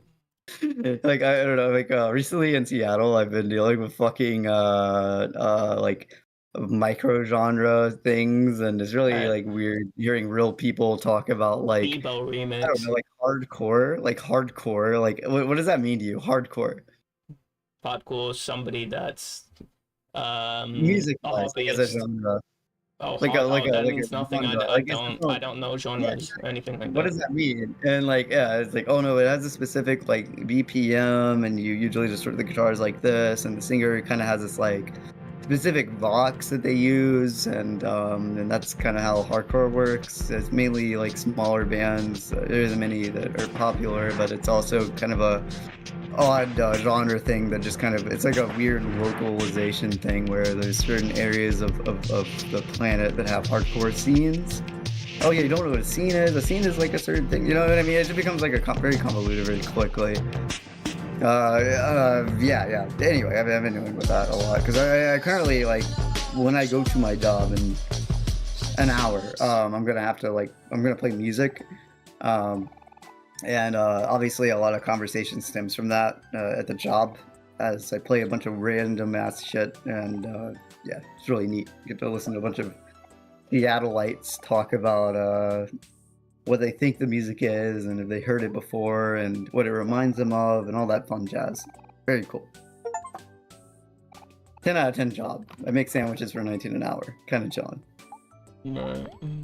Player music. But anyway, I do like music. Like that's like my thing. I like music over pretty much everything at this point. Right. I like music. I think that's like the best thing you could say. I like music. Yeah, fuck it. I like I can music. tell. Yeah, and you have to type it too. And you Yep. communicate your interests. Oh, I had this thought the other minute, as you like to say. It was about fears, and it was about my fear of lifts or elevators. And I used to have. Oh my god.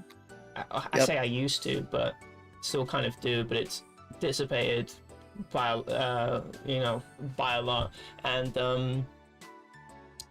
it used to, what I noticed is that, and I've had this thought sort of over the years, but I haven't fully I've made it opaque now, where it's a collection of constellation of random thoughts I've had probably over past half decade, where what I find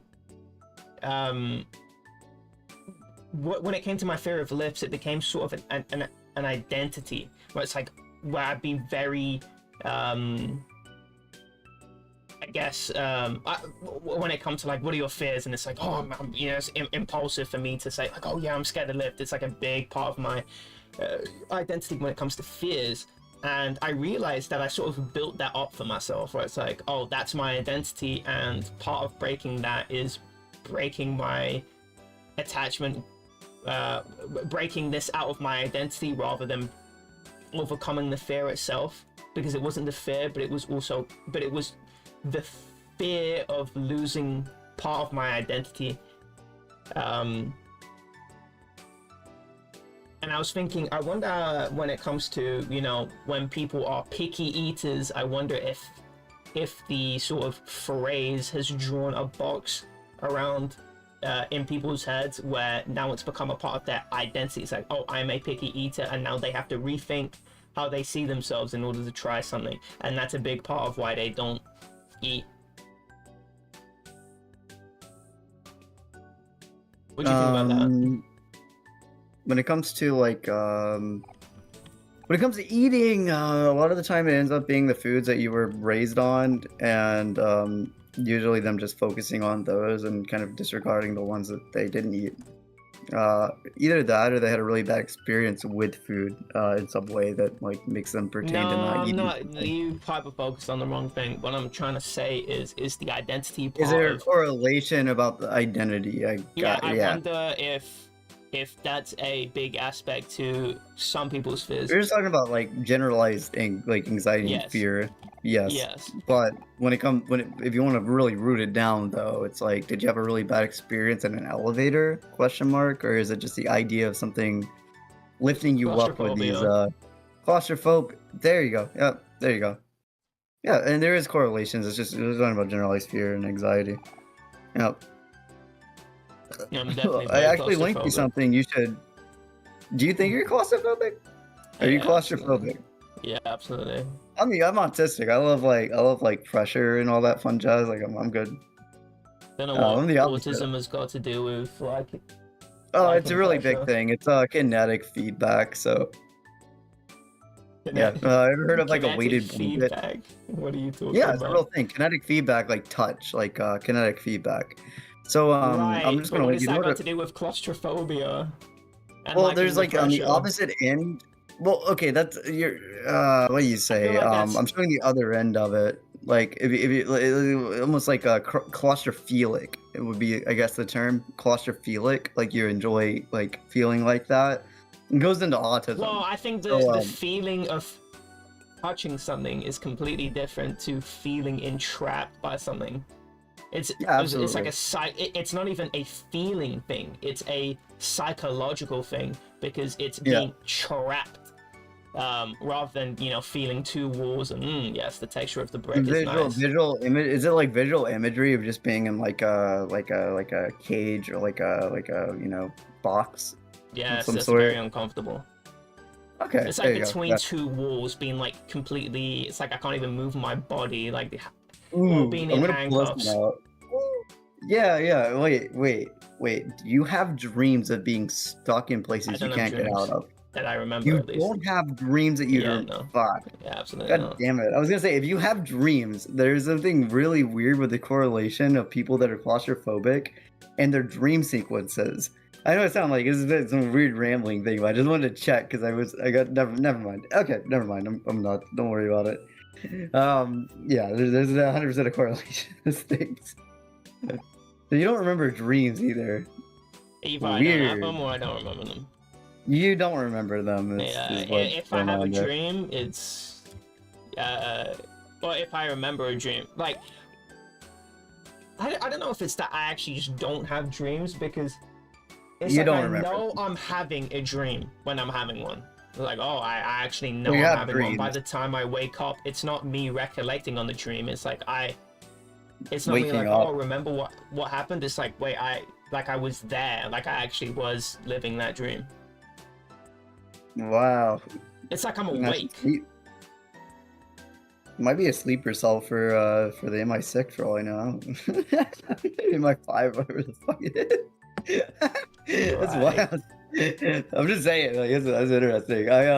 So did you have any dreams that you remember that you can like pull out? Like maybe it's like it doesn't matter what time frame. It doesn't have to be in like this year, but like the last like period of your life. Like, do you have any dreams that you can remember? There has to be at least one dream. Yeah, no, I absolutely remember dreams when I experience them. But the thing is, I don't know if maybe I'm experiencing them that I'm forgetting. That's just a hypothesis. But if I'm dreaming, it's not that I'm recollecting it. It's that I'm actually living the dream. Like I feel like I'm living the dream, and it's not me remembering it. It's me actually. It's like I was there, and like I experienced it the whole time. Yeah, Right, yeah. Not to go yeah. too deep So into it, but yeah. no, but what I'm saying is, I wonder if it's maybe I do have a dream, but it's so subconscious that it goes as soon as I don't even know. Maybe it goes as soon as I experience it, so it Short-term memory never. relay, yeah. It's like short-term memory relay through REM sleep. What But yeah, dream I do do have you dreams think that I about? remember, but they are Yeah, so.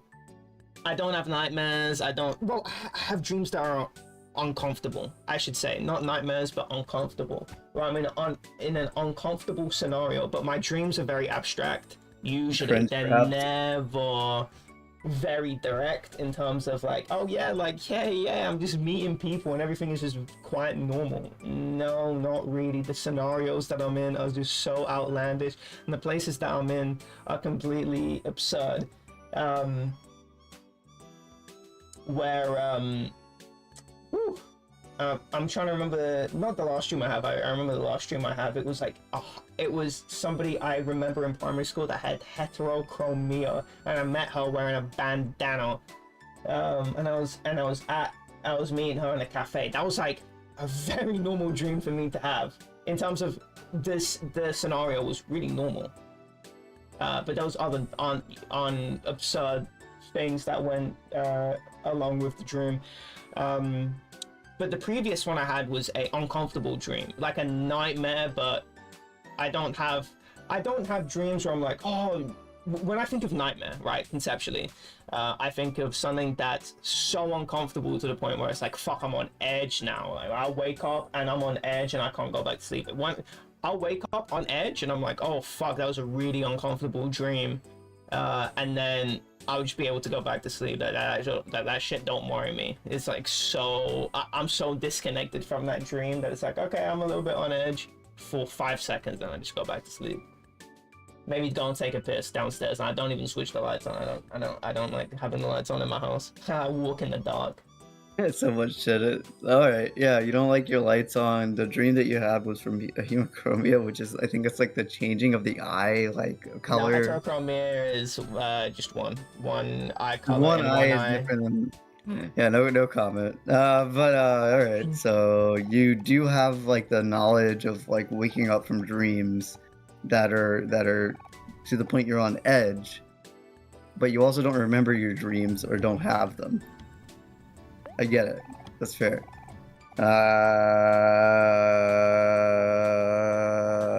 What other things happened in the dream with that person, like a primary school person?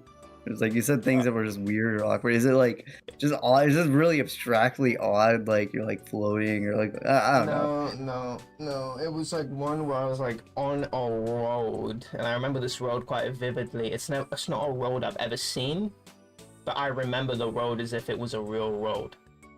Right. I can like describe it as like a road. It's like, think of a T junction, and then the road going to the right, the road kind of curves and it's on a little ridge. So there's like trees in the way, but then the trees sort of let out, and then you can sort of see that you're on a ridge, and then there's like a metal bar rail that's stopping you from, if a car crashes, you get stopped by the rail, you don't just go over the ridge. Yeah, I know it. Yeah, rail. Yeah, Yeah, and railing on the road. it's Like a. maybe 4 o'clock. 4 o'clock. Ooh, you have a fear of heights?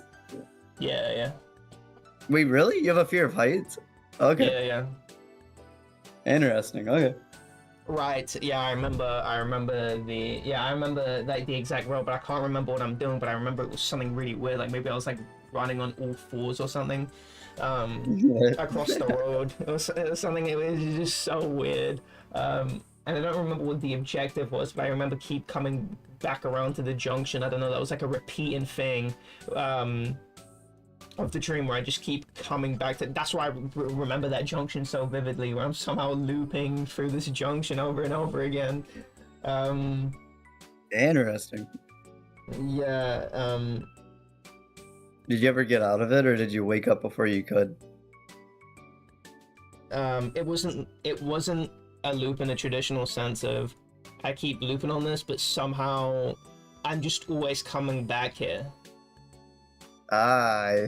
I or get there's you. something Usually, where it's like sort of like somehow I'm always just coming back to school. yeah, it's Maybe like because that's off in my schedule. weird.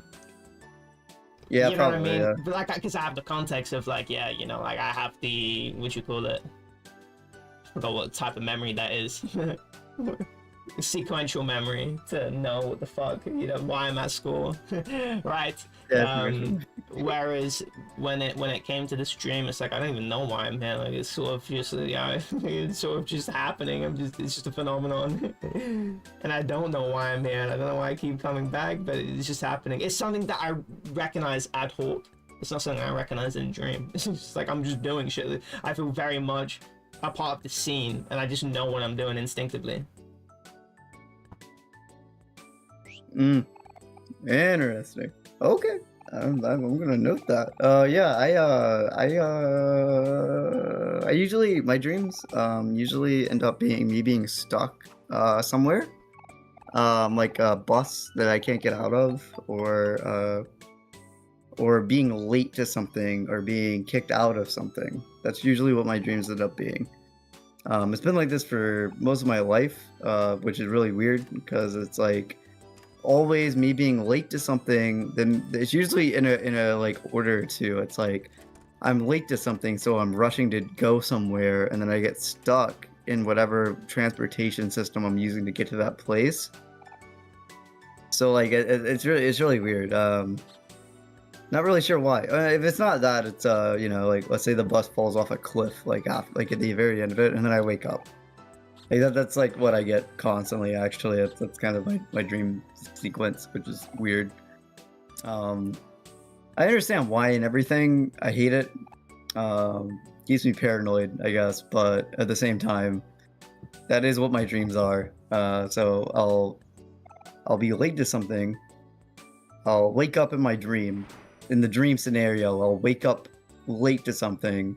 I will go onto usually a commute, like a bus, and the bus is either going the wrong way, or it goes into a crash and falls off a cliff or something.